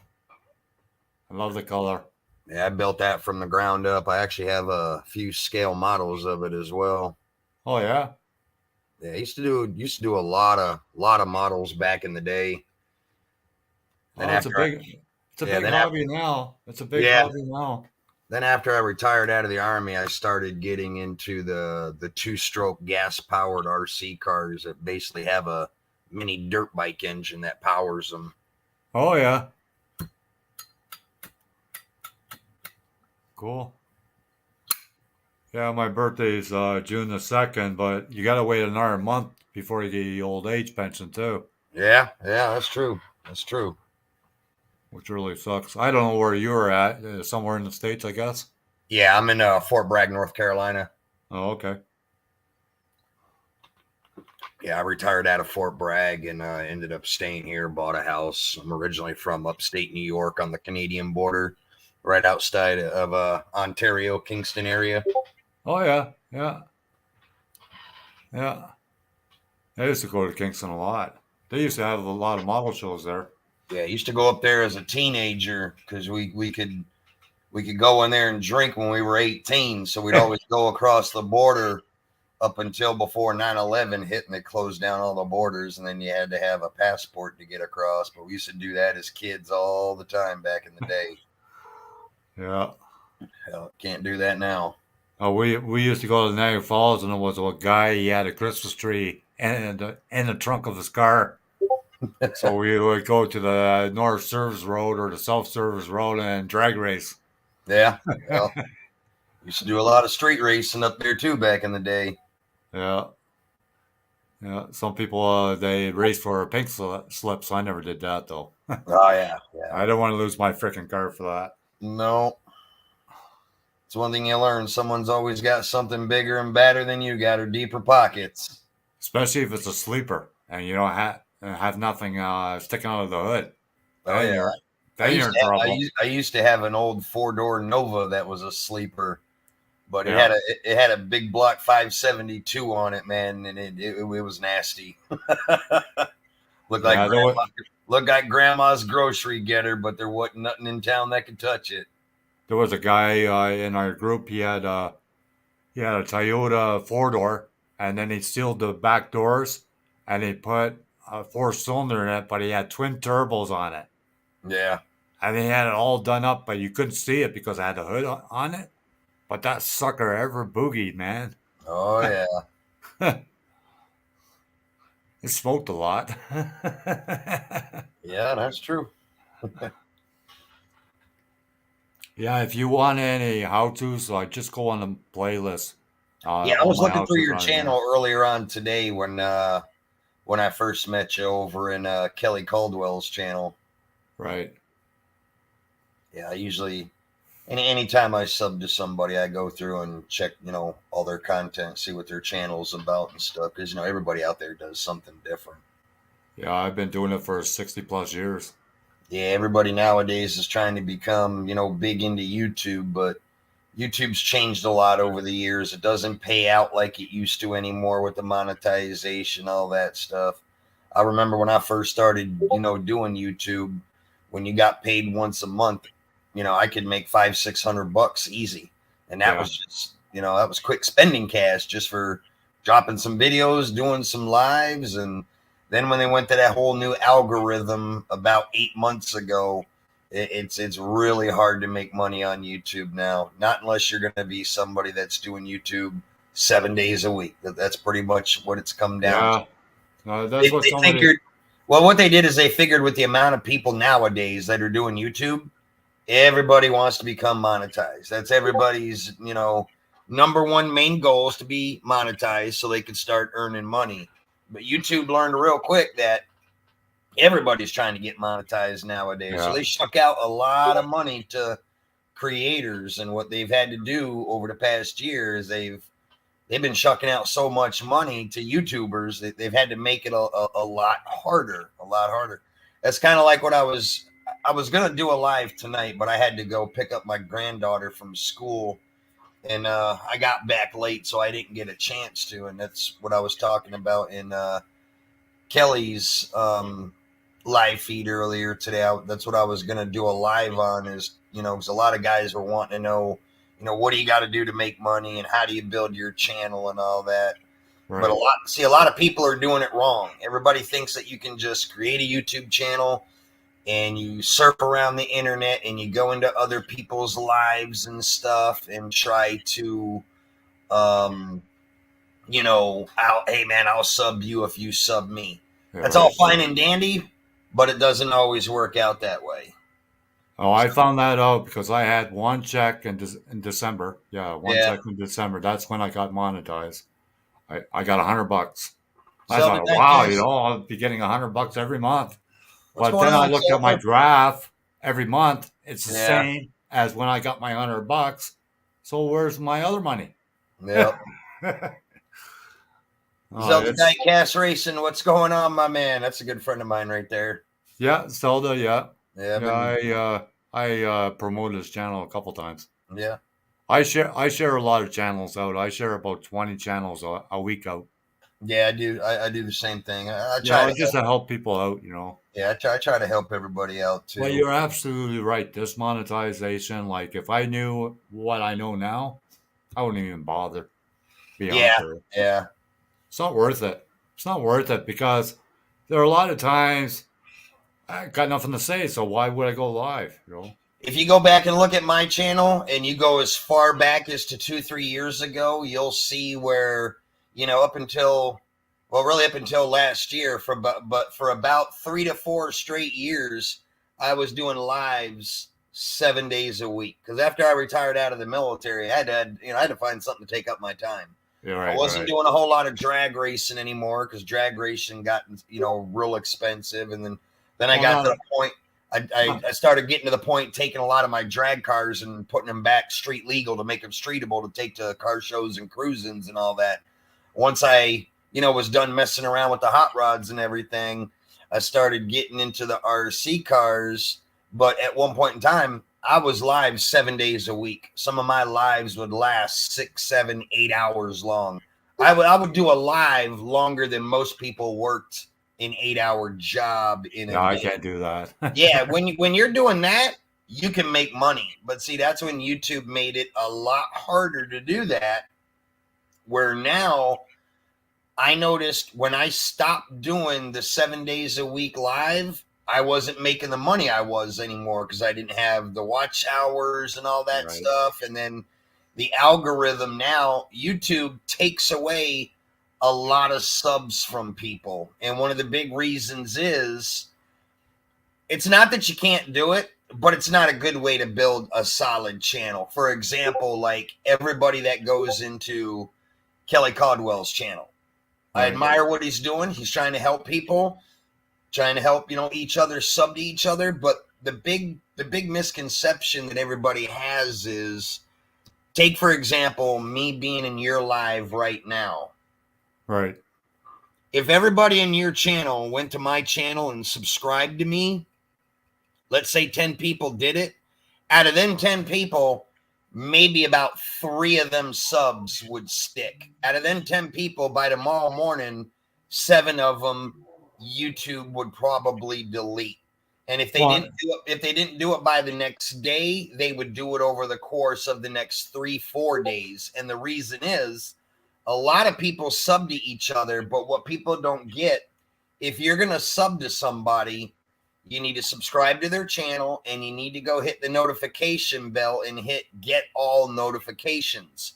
If Right. you don't hit that notification bell and you just go and sub to somebody's channel, it's what the YouTube algorithm considers a Spam. dead, it's basically like a dead space spam Right. sub is what it is. Right. And the thing is, out of them 10 people that might go sub to my channel, maybe 2 or 3 of them will constantly come and watch my content. The other 7 probably are not interested in what I do for a YouTube channel. And that's the big problem with YouTube today.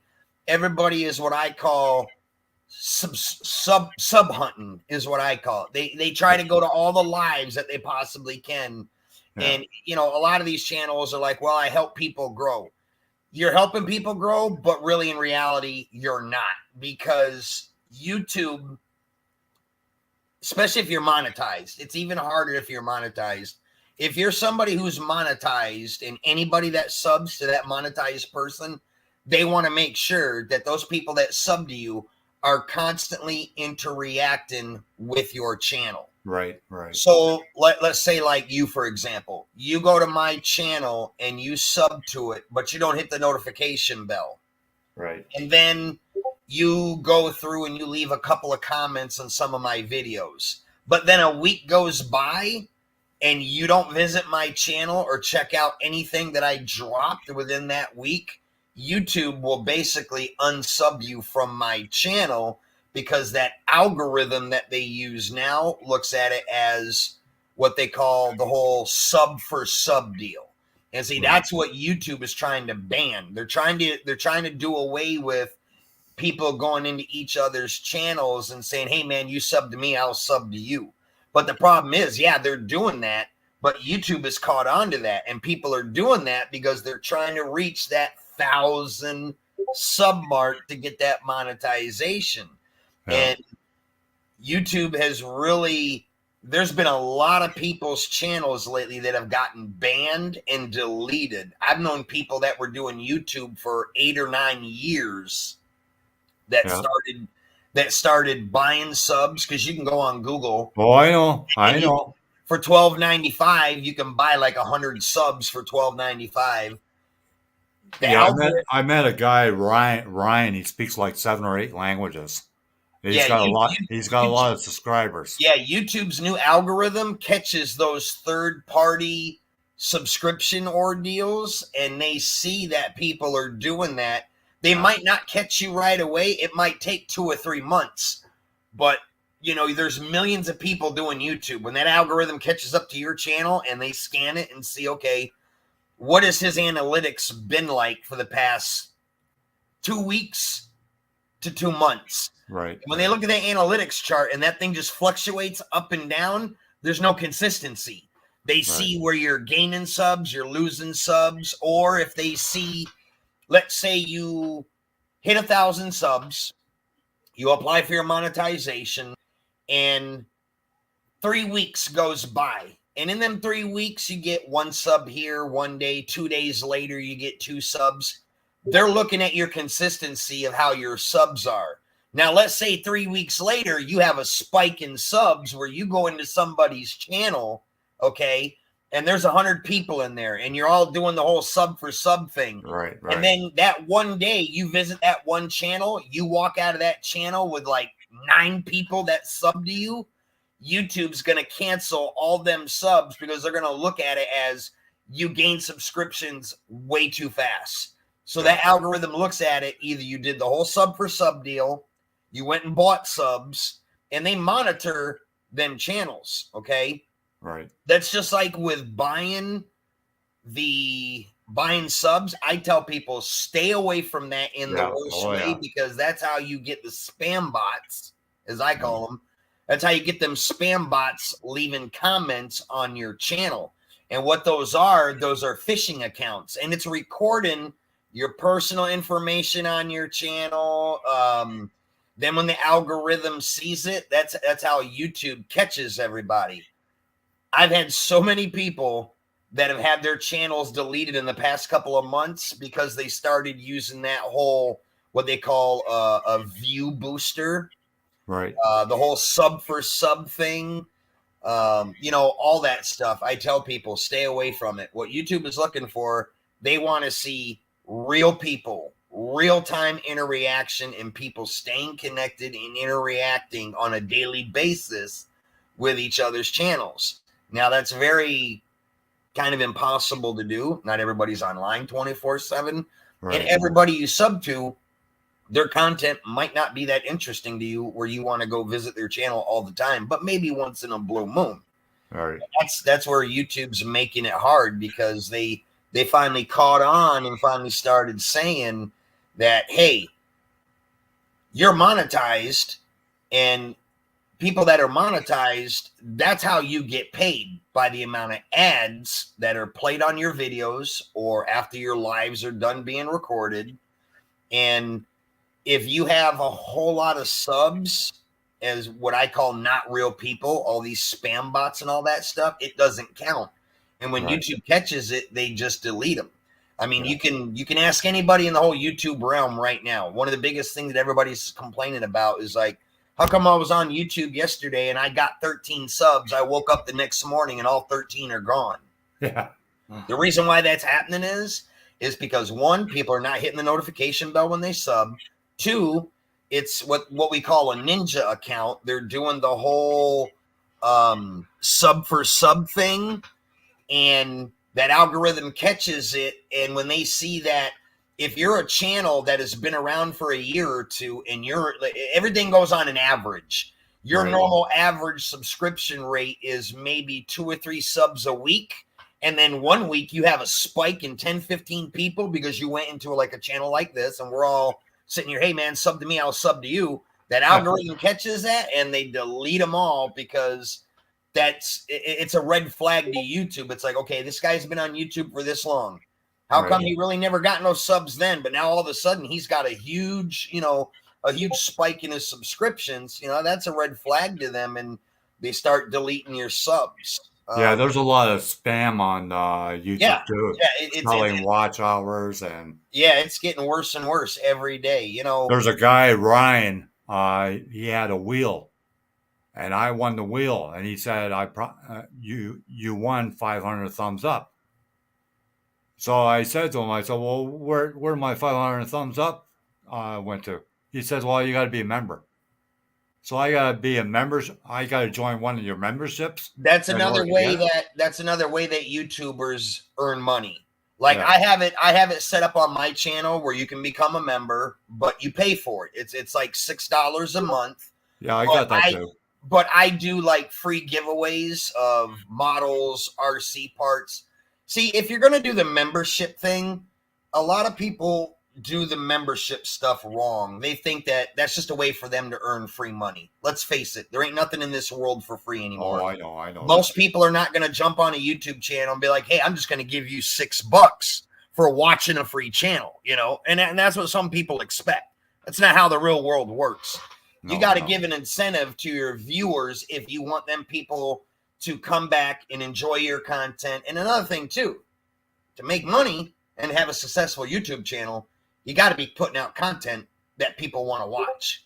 Yeah. That's the biggest downfall in YouTube, is I see so many people that do lives and all they do is sit in front of their camera like this and read off what everybody is saying in the chat. It's like a parrot. It's like, okay, Zelda Diecast Racing, he said, John Nitro, please help me out my playlist to increase my watch hours, brother. Next person, Tampa's wife, but I'm already subbed to you, Nitro, yada, yada, yada. You see what I'm saying? Some guys just do that. They'll just sit in front of a camera and reread what everybody is typing in the room. That's boring shit. I mean, let's face it. That's not going to bring interest to your channel. And I don't mean that as a disrespect to anybody, but I've been wanting to talk about this for a while with a lot of viewers, because I get it on my channel all the time. Everybody comes into my channel is like, man, how is your videos getting 15,000 views and 16,000 views or 1,000 views? And it's like, you got to put out content that people find interesting. Yeah. If you're a boring creator and your lives are boring, you're not going to attract attention, because they can go watch the freaking 9 o'clock news and get more interest out of the 9 o'clock news than wasting 3 hours watching somebody's live on YouTube. I learned all this the hard way because I was the same way when I started out. I mean, Well, that's like me. I started this channel basically model building. That's it. yeah, Now I'm starting to use that as a variety right. because I plan to go to Niagara Falls one day and do a live feed out that way because not everybody can go to Niagara Falls Yeah. and things like that. But that's what I plan to do.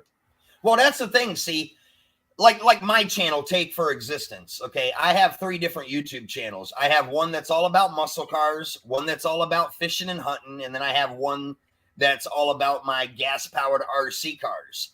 I try Right. to do a little variety of everything, or if I just do a live, we might sit here and talk about life in general, what's going on in the world, whatever.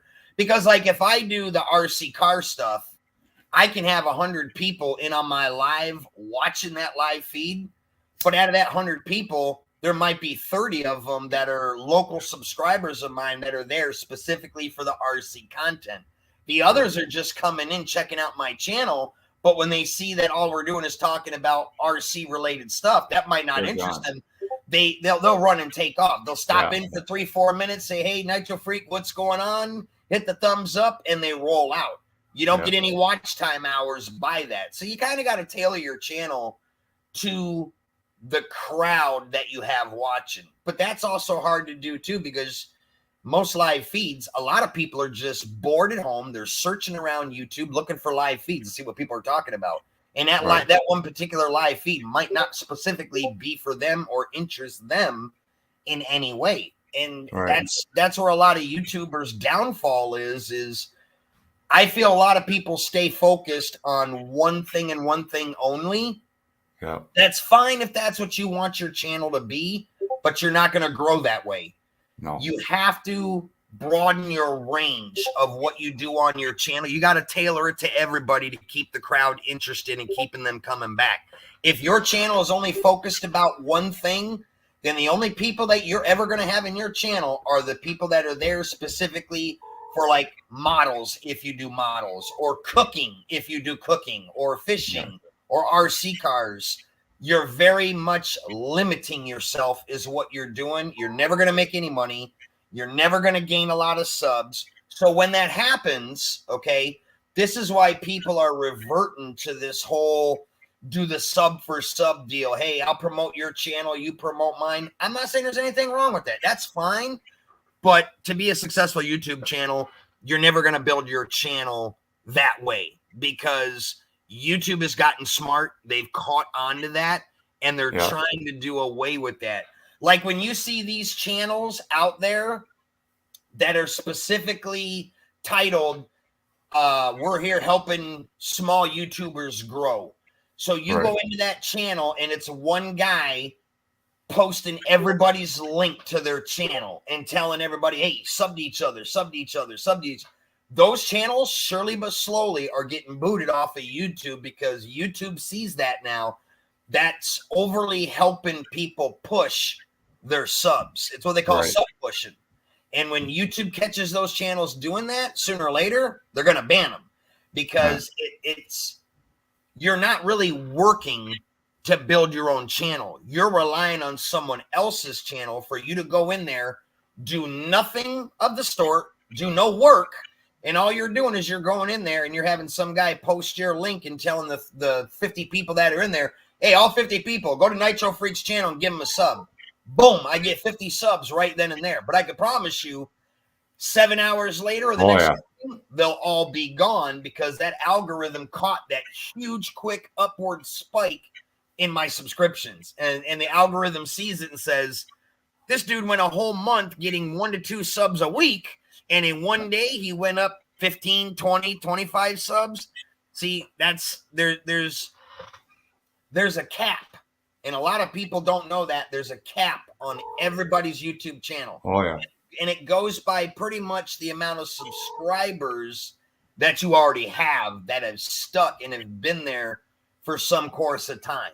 And then when the algorithm sees that there's a crazy upward spike in views, subscriptions, that's when they start deleting all them subs. Because that's the one thing in the world everybody is complaining about. It's like, how come my subs are constantly dropping?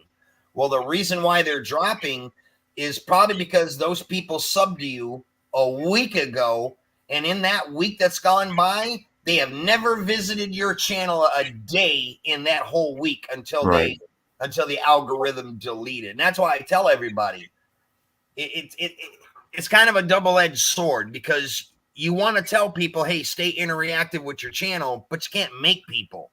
But like I tell everybody, I'm kind of more picky now about my subs. Like I tell people, if what is on my channel doesn't interest you and you're not going to visit my channel to support it, then don't even bother subbing to my channel. Right. Because your sub's going to be gone a couple of days down the road anyways. Yeah, it doesn't matter how you do it either. Yeah. Somebody just going to your channel today and subbing to you, and then they don't, a week, 2 weeks goes by and they don't visit your channel once or thumbs up a video or a live feed that you do, it's pointless. You're wasting your time doing the whole sub hunting thing and all that. It doesn't work. It's just like up until a year ago, it was very easy for most creators to make a video. If it was a good video, let's say you had 1,000 subs, you were monetized, you dropped a video, your video was out for 2-3 days, and you got 1,500 views on it, you can make a good little bit of money off of that one video. Right. But now what YouTube is doing, YouTube is now more or less looking at your subscriber range, okay? Right. Prime example, Kelly Caldwell's channel today. I mentioned this to him. I said, you must have a lot of subs that did that whole sub for sub deal, because he's got 9,500 subs, but yet he does a live feed and only gets 8 people in his live feed. Where are the other 9,500 and yada yada people? You mean to tell me out of 9,000 people that are subbed to your channel, you're only getting 1 viewer or 8 viewers every time you go live? That right there, see, that's another thing too that a lot of people on YouTube don't pay attention to, is their analytics. Now, to some people, this is all bullshit. They don't care about it. I'm more or less putting this info out for the people. If you're legitimately trying to make money and you're trying to grow your channel, the things that I'm saying are what people need to take heed to. If you don't care about that, and you're one of those, and not everybody's all about the money. Not everybody's all about, oh, I want to have 10,000 subs, 30,000 subs. If you're somebody that's cool with just getting on YouTube and posting videos for fun, and you don't care whatever comes out of it, then pay no mind to anything that's being said. But if you're somebody who's trying to build a channel and you're trying to make money and you want to make that monetization, because let's face it, that's everybody's big goal in the world on YouTube. Oh, yeah. They want to hit that 1,000 subs. They want to get monetized and start earning money. But the thing is, if, too many people that have a high amount of subs have a lot of dead channels. Drone Effects, very good comment, what you just put, the dead channels. And Hi, Drone Effects and Davis Model Shop. That's another thing that YouTube's trying to catch. They're scanning everybody's channel. When they see that you have subscribers from a channel that has been inactive for a year or 2 years, or that channel hasn't dropped a video in 9 months to a year, they start deleting them channels. They start unsubscribing those channels from everybody, because it's an inactive channel. And YouTube's not going to have those subs count on everybody else's channel to help them make money. Because see, YouTube's sole purpose is not to help people make money. Their job is to make you make as least money as possible. And to make that money that they're going to pay you, they're going to make you work for it. And how they do that is you basically got to be pumping out videos every couple of days, doing lives every couple of days. You got to be using the YouTube Shorts option every couple of days. If you're somebody who just goes and watches a lot of YouTube and you might post 1 video a week on your channel, that's fine if you're content with that. But you're never going to be a big YouTuber, with having those kind of stats. Back in the day, you used to be able to do that, and it was easy. That has all changed today. YouTube finally started looking at the millions of dollars that they've been shucking out over the past couple of years to YouTubers, and they found that a lot of people were making a lot of big money to sit home on their ass and just do YouTube. That's Right. fine and dandy, because there are many people in the world that is their 9-to-5 job, is doing YouTube. Right. But YouTube used to pay well for that back in the day. Now they're making everybody work for it. They figure if they're going to pay you, even if it's $100 a month, they're going to make you bust your ass to earn it. And that means you need to be active. You need to have your watch time hours need to be through the roof. Like me and Kelly were talking about it today. A bunch of the people in his channel were asking me, is like, well, how do you do it on your channel? How do you make so much money? And it's like, well, the thing is, it's not always about how many subs you have and how many videos you have out. It's the amount of views that you have on your Right. videos as well. Because let's take, for example, you got somebody who has 10,000 subscribers. Okay, let's say I've got 10,000 subscribers, which I don't. I'm using it as an example. Let's say I got 10,000 subscribers, Right. and I go and drop a video, and that video's up for 1 week. And at the beginning of the video, the day I drop it, and I go back and look at the views a week later, and out of 10,000 subs that I have, that video has only gotten 800 to maybe 1,000 views. YouTube sees that as a big problem. They're like, okay, where's the other 9,000 people that are subbed Right. to your channel? It's like, you have 10,000 subscribers and you can't even break 1,000 views. So see, that all works hand in hand. If, like, I don't want to say the perfect channel, but if there was to say a perfect channel, if you have 10,000 subscribers, you should at least be pulling 8,000 views or better after a week on that video. And let's face it, the majority of all of us, nobody gets that. No. Nobody gets that. No. And the reason that is because all these people doing that whole sub for sub deal. They go, they sub to your channel, but then they never watch another damn thing you do after they sub to you. And that's why I tell a lot of people, don't sub to my channel if you're not going to watch my content. I appreciate it. People want to support each other, and we should. We all need to help each other grow and help support each other. Right. But if you're going to make that commitment to say, hey, I'm going to give you a sub if you give me a sub, then you need to be going to my channel periodically, whether you like my content or not. Why? And this is another thing too. When somebody drops a video, you need to watch at least 6 minutes or better of whatever they post. If they watch anything under 6 minutes, you won't even get that view, because they're looking at as what do they call it? The hold on, let me go to my analytics. I can tell you exactly what it's called. I keep forgetting the name of it. It's called your impression click-through rate. Okay, so your impression click-through rate, what that is, that's another analytic on your page that YouTube monitors, and they see how much time people spend on your channel. And YouTube looks at, okay, you just dropped a new video, but your impression click-through rate will be high through the roof. That means what people are doing, they're not even watching your video. They're just scrolling through it. You might have a half-hour video, and they think that it's for some people don't have the time in the day to sit for a whole half hour like this and watch your video. So they're just going to click through it and fast forward through key points that they Right. want to see. That's actually very bad. It's very, very bad, because the algorithm, the way it's set up now, there's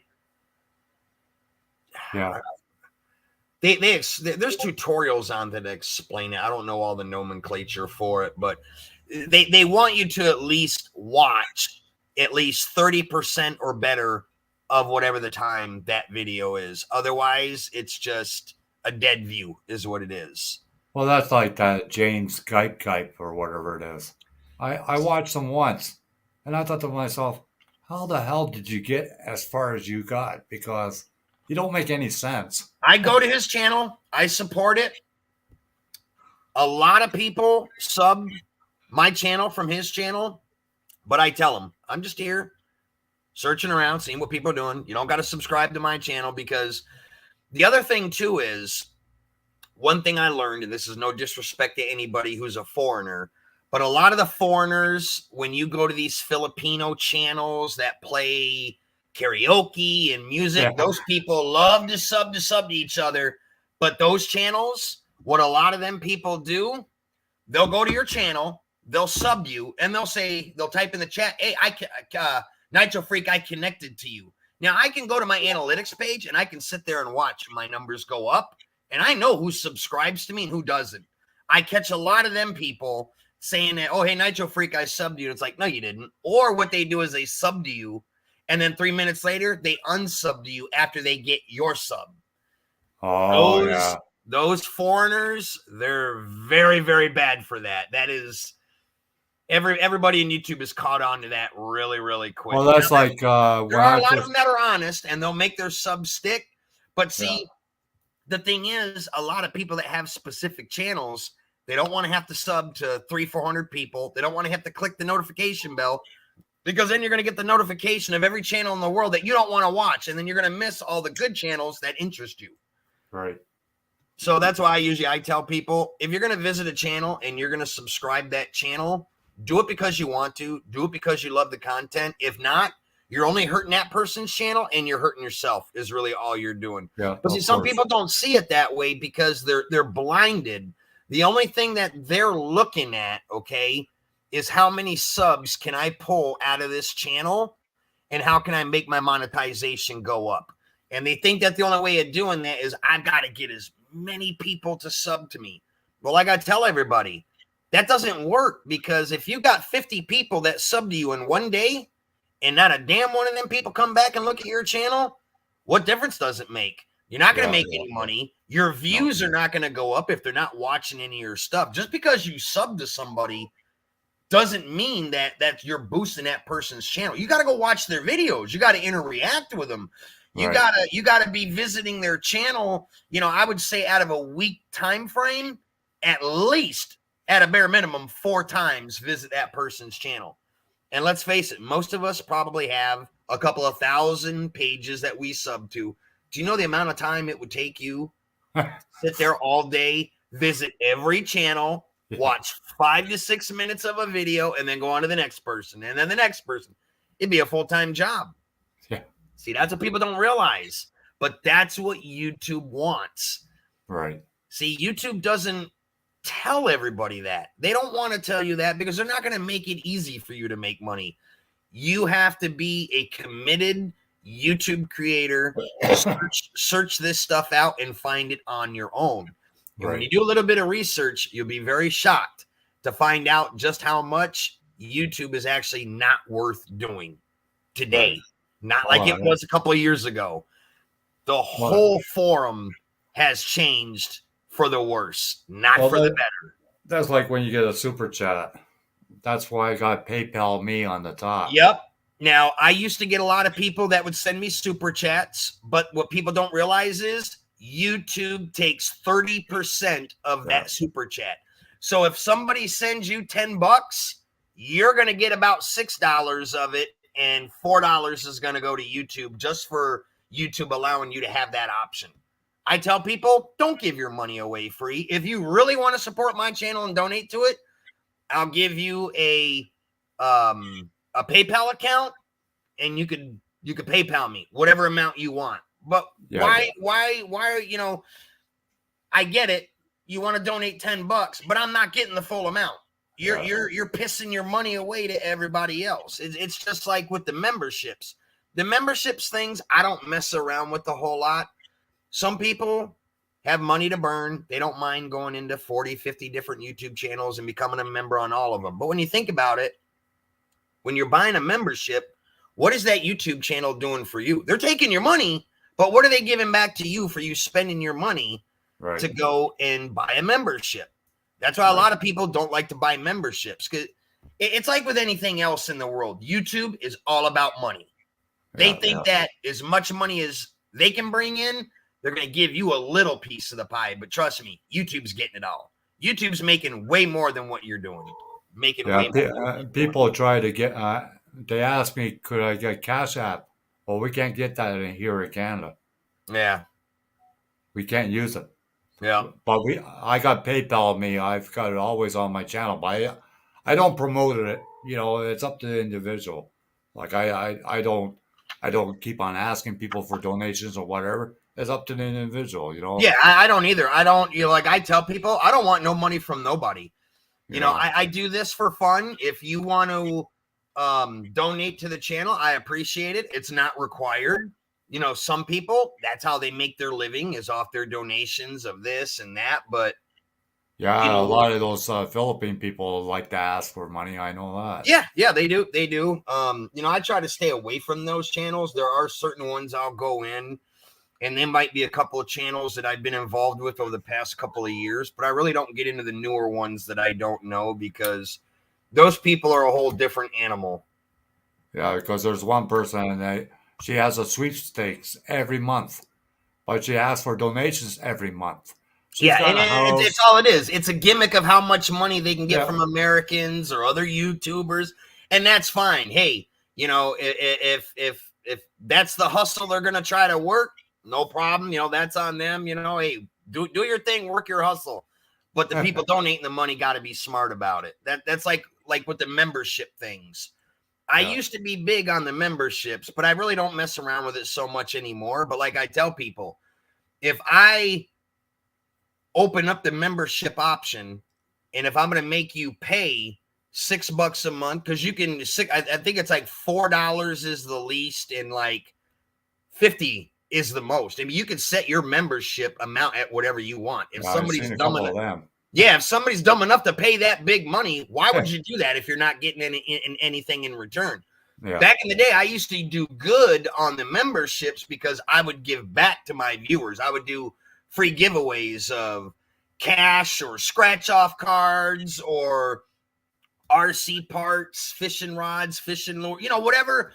I would take a poll and find out the majority of the people that are coming into my lives, what hobby is everybody into? If you were to win something free, what would you like to get? If it's something Right. that we can afford doing, that's what I do with a lot of my donations and memberships. Is that money's not going in my pocket to go out to the No. strip club or drink a 6-pack of beer in the bar or pay my light bill with. I take that money that's given to my channel and I put it back into the channel to draw in a bigger crowd, because word of mouth Right. will travel when they see that your channel is doing that. Then people start to see, okay, he's not somebody that's just here taking our money or asking for donations and this, and that. I don't do that. I don't want money from nobody. I Right. make my own money. I live well. YouTube is a fun thing for me. So if you want to create a good following, then you got to give back to your community. And that's one of the big things that I see a big problem in YouTube is too many creators want to take, but they don't want to give back anything.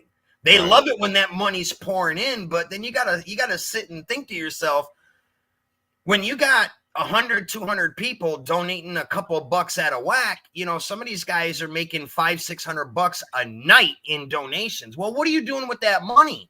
Are we just sitting here paying your light bill, paying your rent or your mortgage? They take that money, but they're not giving back to the communities. And me personally, I feel that if people are going to spend their time watching your channel, digging into Right. their pockets to donate money to you, you should be giving back in some sort of way. Now, I'm not, you know, there's a fine line to say, well, how do you give back or what you give back? I mean, that's at your discretion, but that's why a lot of YouTubers don't survive on the donations anymore, because people are more and more nowadays starting to realize with certain channels, you know, that they're just taking and not giving back. I'll give you an example. There's a YouTuber that I watch that this guy, he makes anywhere from $800 to $900 a night in donations. Okay. Wow. These donations are coming from young teenage kids, because what he does, he's a fast talker. And what he does is he has an RC channel like mine. And what he tells people is, hey, the more money you donate means that's the more RCs that I can buy to show on my channel to keep you guys interested. Like I tell everybody, okay, that's a good gimmick. It works. But if you all saved your money instead of donating it to him, you can buy your own RC cars. Why are you buying RC cars for someone else, for him to have fun with them, when you could be saving your money buying your own? This guy is Right. pulling in $700-800 a night with these young teenagers, 17, 18 years old, that are PayPaling them cash, and they'll write a little note saying, well, here's a $50 donation towards your next RC car. The next one you buy should be like, they'll give them ideas of what to buy, what they want to see. That Right. works good. It's hand in hand. But if you really think about it, the guy's kind of fast talking you. He's a smooth talker. He knows how to get people to dig in their pockets to give to his channel without really coming out and saying, hey, give me your money, Yeah, I need somebody like you to help me with my membership thing, because I like your idea.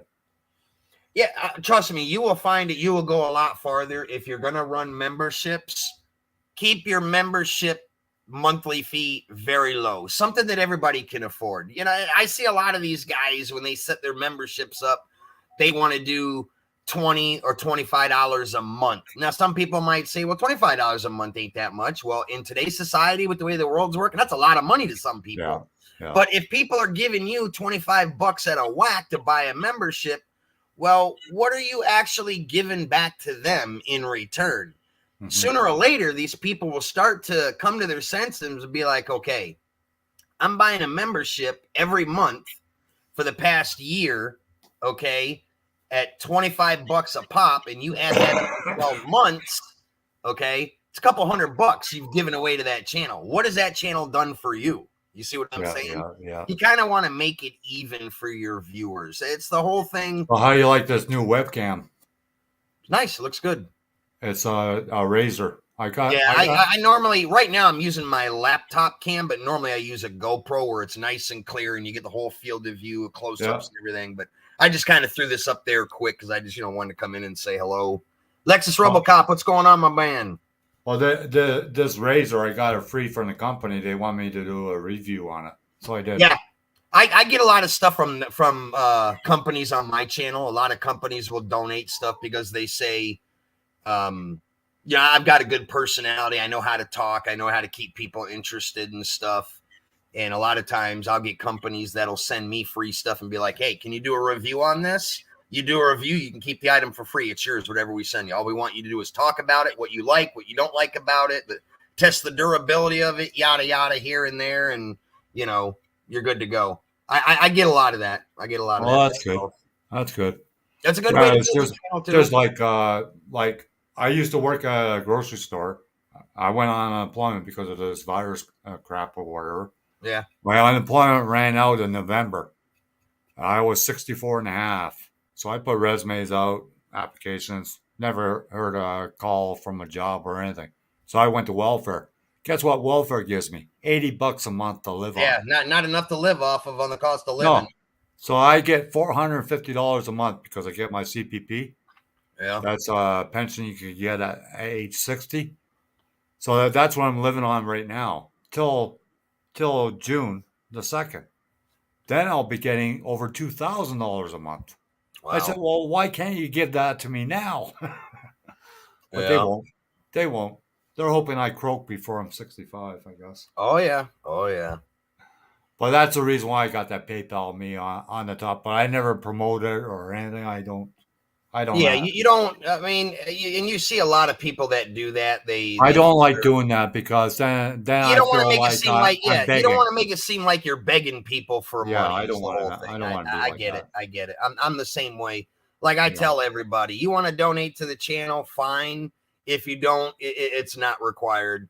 And a lot of times, I prefer people not to donate to my channel because I don't want to have that feeling hanging over my head like I owe somebody something, Right. Because they're, that's a lot of people don't understand nowadays that's exactly what a donation is. If you're going to donate out of the kindness of your heart, but don't have a hidden agenda in the back of your mind to say, okay, well, I donated this amount of money to this guy a week ago.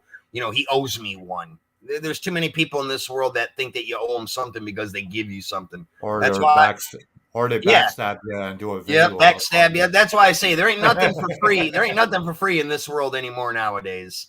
I had it once. I said something bad about a friend of the guy, and this guy kept on asking for donations. He's got like 24,000 subs or whatever. He's got a big freaking house in Florida. He drives a Harley. you know, and he's always asking for donations. But meanwhile, he's buying these expensive cigars. So I said something about it. So somebody posted a video, 20 minutes, that I was hideous and all sorts of shit. And I go, what the hell is this all about? Yeah. Unbelievable. But people like drama, especially on YouTube. Holy crap, man. They get so many views on that. Yeah. Yeah, I love that Camaro. Yeah, I'm a big Mopar and Chevy guy. Really big on Mopar and Chevys. Yeah. I'm big The strictly first car I raced was a '55 Chevy. I turned into a gasser. Nice. Nice. I always like It the was gas. called a Badass. I think I did a model of it a while ago on my channel. I was going to say another thing too that helps boost your channel, like what we're doing here. Yeah. If you use the StreamYard a lot, you should always drop your link and invite people in to come and talk about whatever. Yeah, well, I usually do. That's another thing that usually is pretty good at drawing a crowd, because I found that until I started using StreamYard, I used to be the same way, just the camera focused on me. I did my spiel, talked about what I wanted to talk about in my live, and it would do well. But when I started including the viewers, they have more fun. You know, Right. They like the StreamYard where they can come in the chat room, talk amongst themselves. Some people prefer, like me, I hate typing. I can't stand. I can sit on camera and talk back and forth I'm for one 10, finger. 12 hours. I'm I one hate finger. typing. I hate texting, all that stuff. I'd rather do, I'm old school, do a face-to-face talk instead of all that typing through a damn computer. It makes my hands hurt. If I got Yeah, sometimes I'll use OSB Studios, and you can't have anybody on the panel then. Yeah. Yeah, the StreamYard's definitely a good idea. I noticed about a year and a half ago when I started using it, I get people that always are begging me, hey, man, drop the link. I want to come in on the cam and bullshit with everybody, yada, yada, yada. And, that brought in a bigger crowd when they see channels that do that, because it's fine to do it solo. But if that's all you do is, that gets kind of boring after a while. Usually I have about 6 people on the panel. Yeah, that's usually what I do. I'll fill it right up. I'll just post a link and I'll be like, hey, it's free forum. Open to anybody. Anybody that wants to come in, click the link. You're more than welcome to come in. We'll talk about whatever. Then if my 20 hours runs out before the end. You only get 20 hours a month. But you know what I do? I have like 3 different email accounts. When I use up the first 20 hours, I switch over to a different email account and still have it connected to my YouTube. So I just keep it rolling. I have to do that because, like, when I do my live feeds, some of my live feeds, I'll run them 5-6 hours long in a whack. Like I can use up all my free 20 watch hours in a matter of 3-4 days. And you only get 20 hours a month.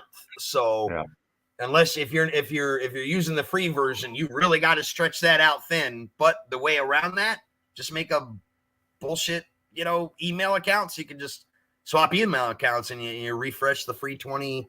Yeah, but Restream is unlimited hours. Yeah. There's a couple of them out there, but StreamYard to me is the easiest to use. That's why I stick with it. Oh, no, Restream is the same. It's no different. Oh, is it? Yeah, it's no different.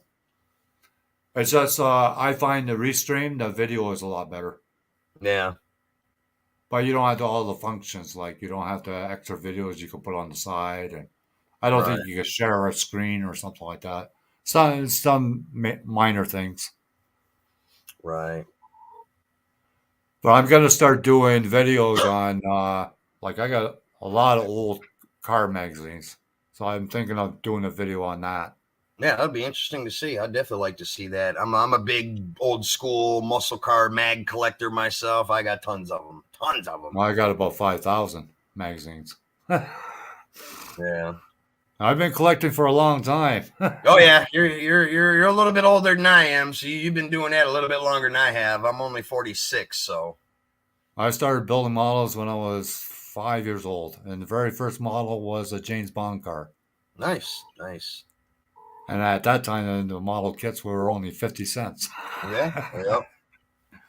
Not no more. They're through the roof now. That's for damn sure. Oh, they're crazy over here. They're like an average kit right here now is $65 here in Wow, Canada. that's crazy. Yeah. And then when you buy the paint and everything, you're talking almost $100 by the time you're Yep. done. That all adds up quick. Well, hey, John, I'm going to hop off here, man. I don't want to steal Okay, all thanks. your time and Thanks everything. for coming on. I greatly appreciate. Great Definitely, meeting no you. problem, man. Finally.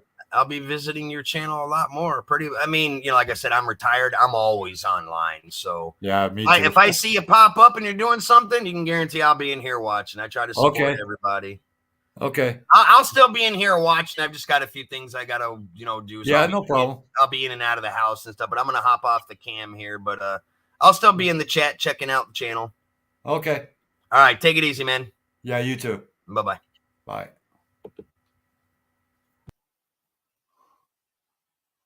Well, it's good that we finally get to meet Nitro Freak. Sounds like a real pleasant person. He's got a lot of knowledge about YouTube, and I love that yellow Camaro. That's a car you have to get, Lexus. That's a car you should get.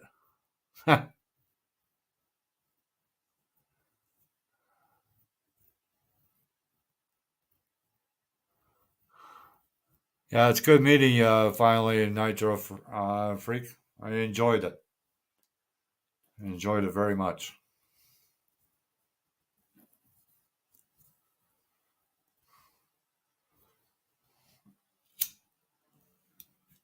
Yeah, I'll probably stay on for another 17 minutes or so.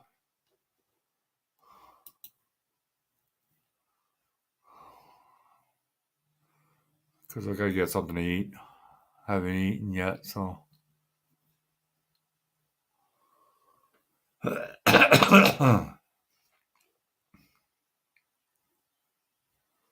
Is so you YouTube buffering or no? On YouTube, it's a buffering. Oh, there I am.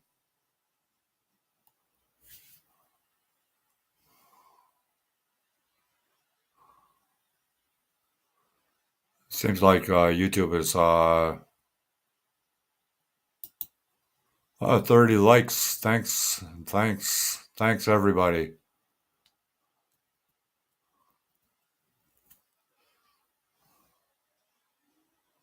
Oh, you got an eye infection. Wow. Sorry to hear that.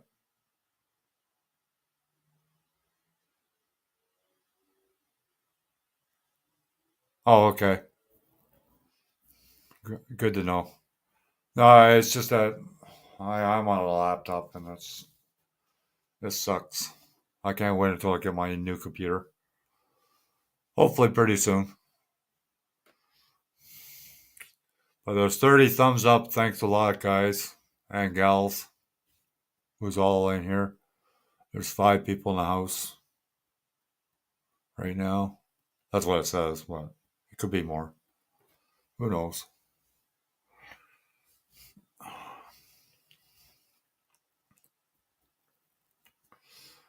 What size motor you got in that Camaro, Nitro Freak? I forgot to ask you. 427 or 454?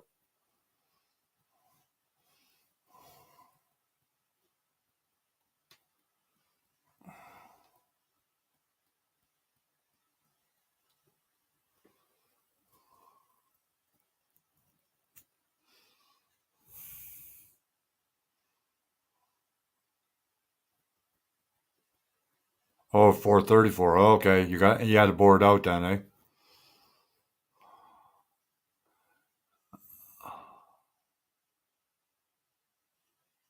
Okay, so you had it bored out and whatnot.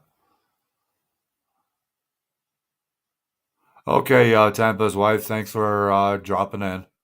Really appreciate it. You have a good night.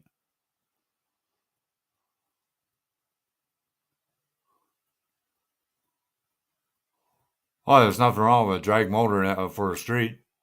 Nitro Freak. Nothing wrong with that.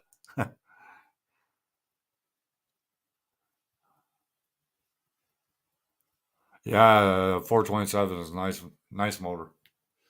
I always liked them. I always liked them. I had a '67 RS Camaro with a 427 in it, and that came from the factory like that.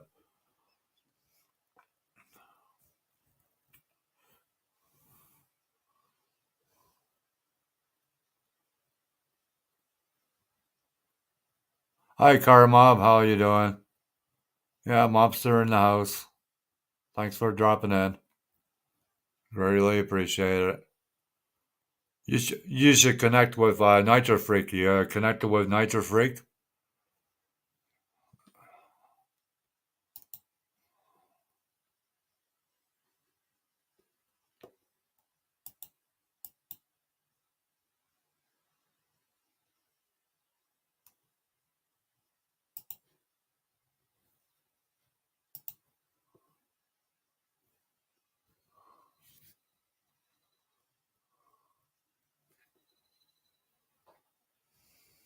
Oh yeah, that's cool, Alexis.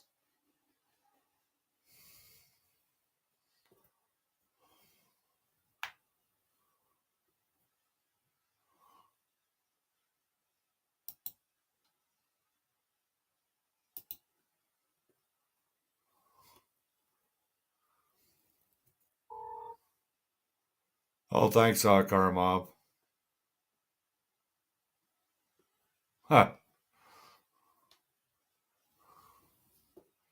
Yeah, I wasn't sure if I was going live, but it's been a couple days, so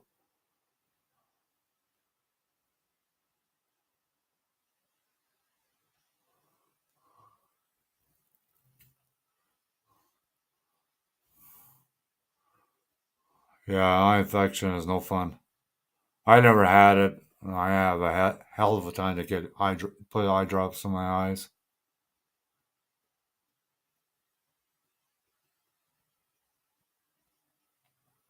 Oh, that's good, Nitro Freak.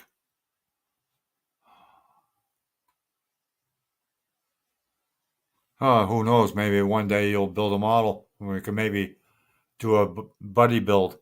You and me, Nitro Freak. How about that? Do a buddy build and do it live. Oh, you at work, Car Mob?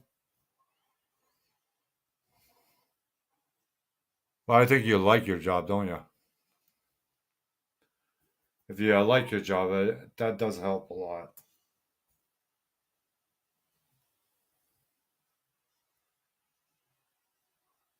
Okay.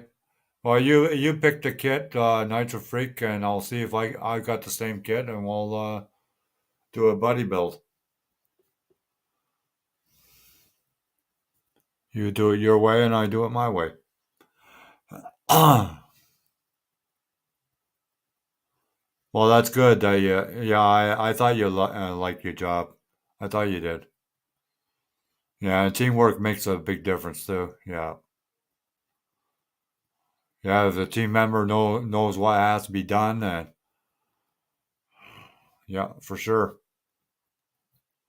Maybe we should build a '70 Camaro, Nitro Freak, since you got one in your garage.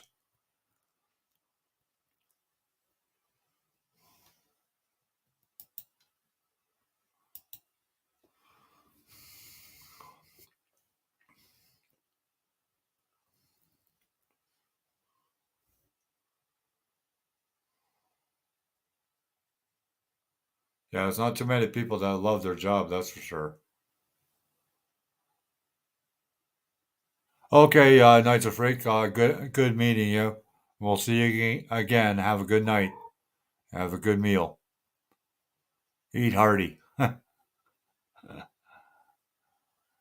Yeah, you can take care too.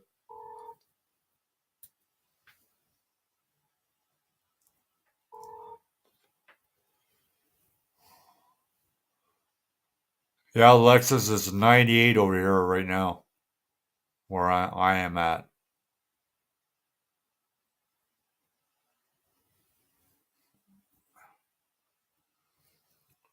So it's pretty warm for this time of year.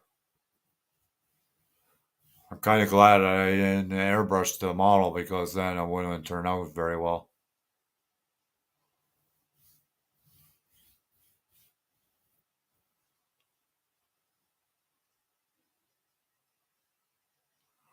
Oh, excuse me. Yeah, I gotta get something to eat.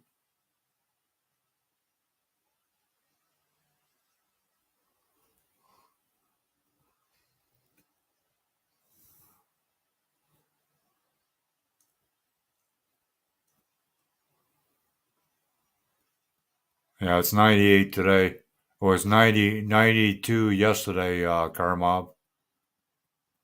Crazy warm for this area. I went swimming today. I got the rec center right next to me, so just walk out my door and I'm there in about 10 feet away.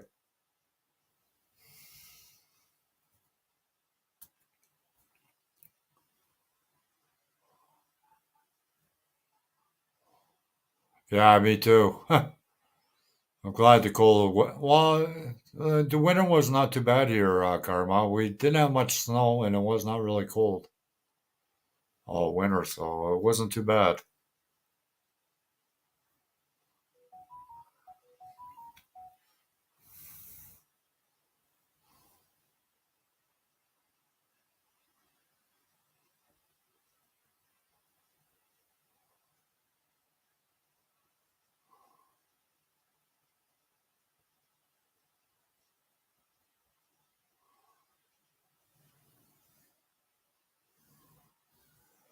Yeah, I'm glad the cold weather is over with. I don't care for it.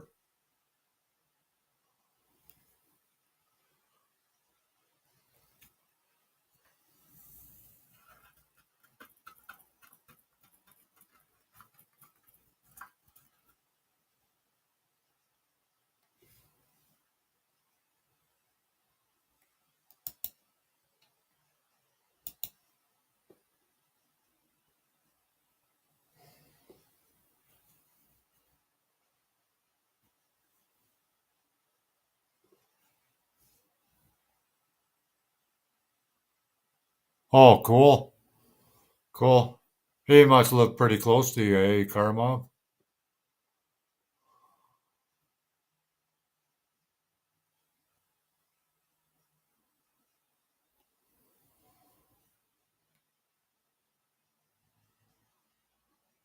Oh, weekend, cool. Does he look close to you, Karma? He lives about 4.5 hours away from me. Well, that's not too bad. Is that 4.5 hours him, or is it 3.5 hours? The way he drives.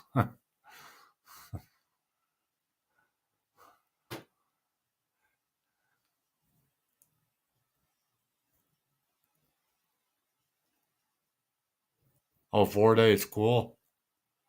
That'd be a great time. You know him for quite a while now, eh? Hey, Karma.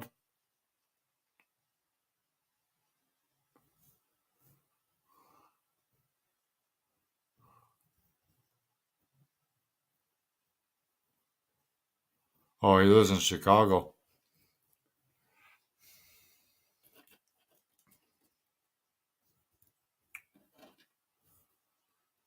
I've been to Chicago once.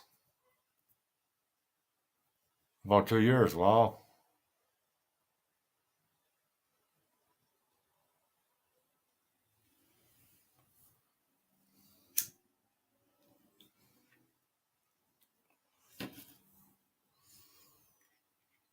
He's like a brother from another mother, eh, Karamov?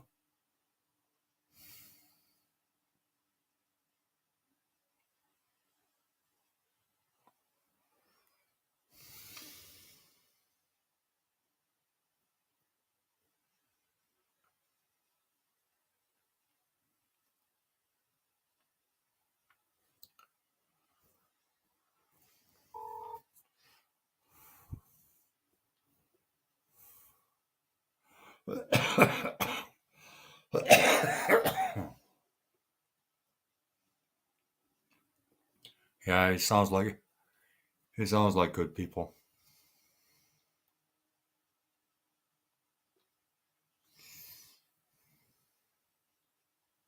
Oh, that's cool.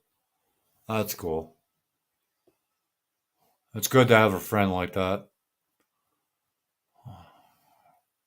Hard to find good friends these days.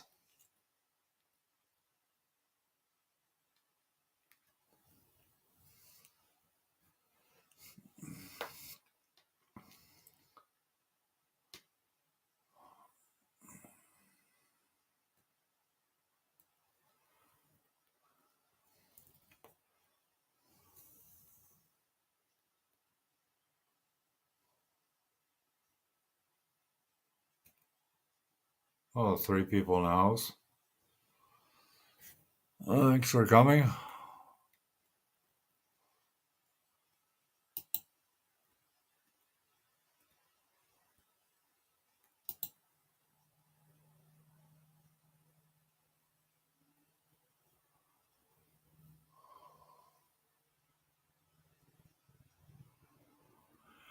Yeah, car mob. I'm gonna start showing old car magazines on this on my channel pretty soon. This one I'm gonna show the next. I don't know, in a couple days maybe. This is September 6th, 1964. I'm gonna be showing that.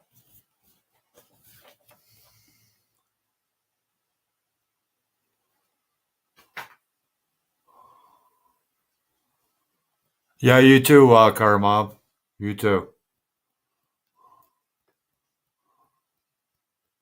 Yeah, I'll see you soon. Yeah, yeah, I'll be around.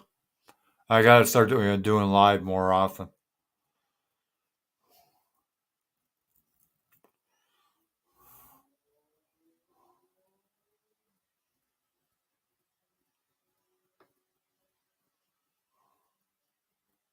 Oh, cool. 72 Duster. That's cool.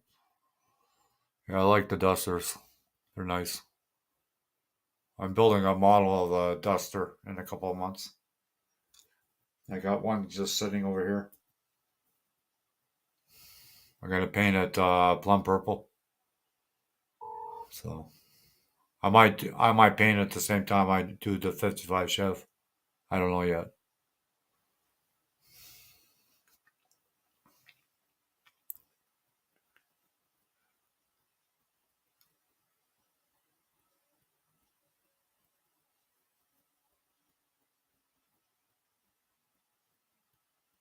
The Duster I have is 71. 71 Duster, I think.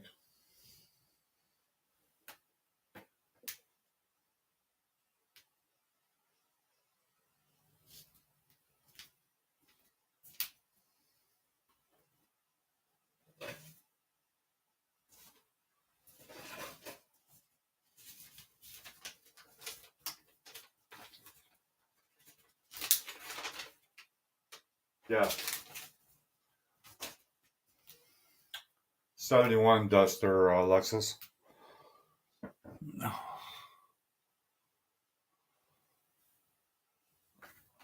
It's right over here.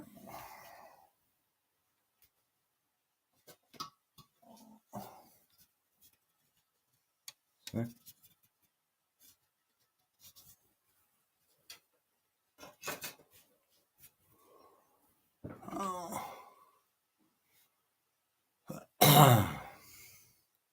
Yeah, it's a 71. There's not much difference. I think it's just the tail lights that are different.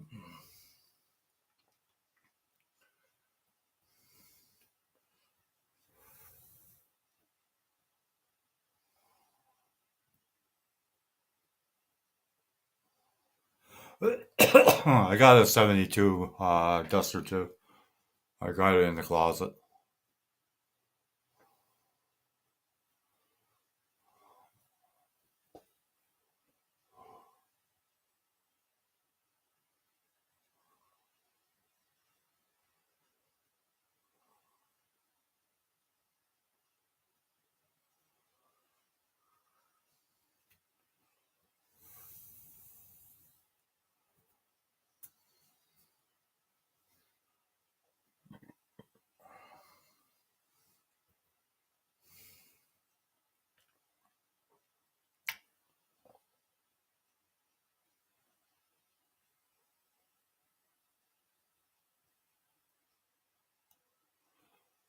Oh yeah.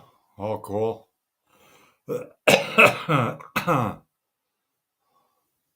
As long as there's no rust, and then it won't be so bad. That'd be cool. I owned a '67 RS Camaro one time with a 427 in it. All the numbers match.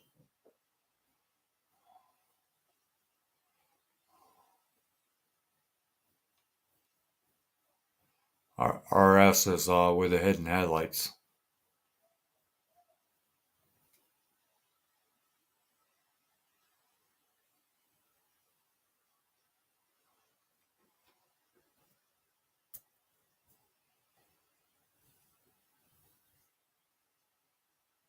Plum purple.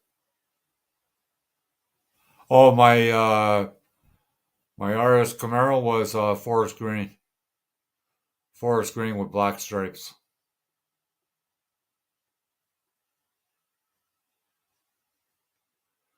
And the interior was like a forest green too.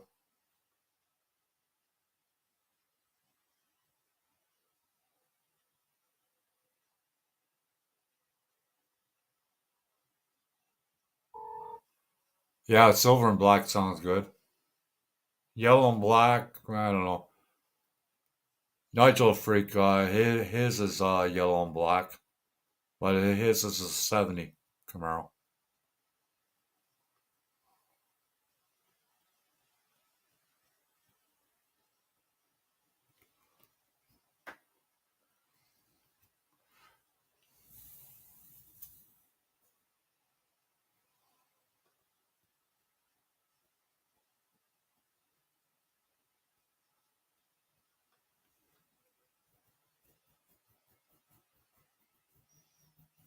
Yeah, when I had the '67 RS Camaro, was appraised at $45,000.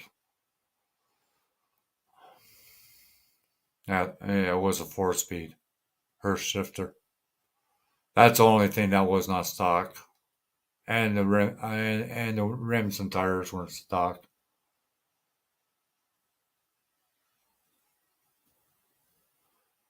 Yeah, I'm not a big Ford fan, Lexus.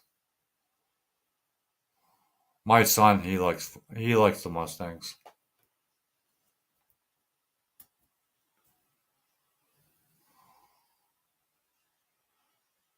Once I get that gaming chair, I'll probably be able to do lives a lot longer.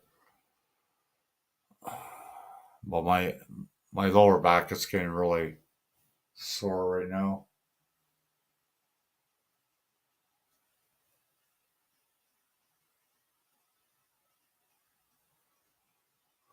Oh wow. I don't have no car. I can't afford a Lexus. $450 a month. How can you afford a car? I can't afford a car.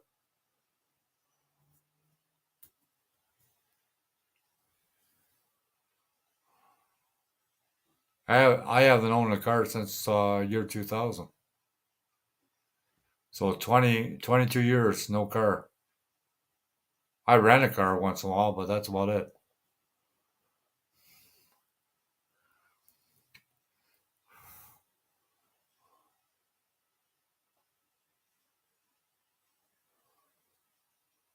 Yeah, well, they're not going to give me more than $450 till I fully retire, Lexus. That's just the way it is.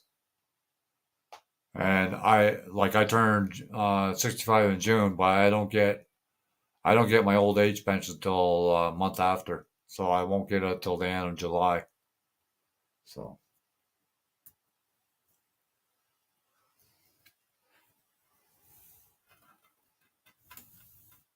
that's why I got that PayPal me on the top there, just to help me out. That's all. But anyways, I gotta go. I gotta get something to eat. I've been on it for 3 hours, so it's great to meet Nitro Freak. It was great that he shared the panel with me. It was greatly appreciated. I love you all. You take care and have a good night. And we'll see you again probably tomorrow. Later, all. Peace out.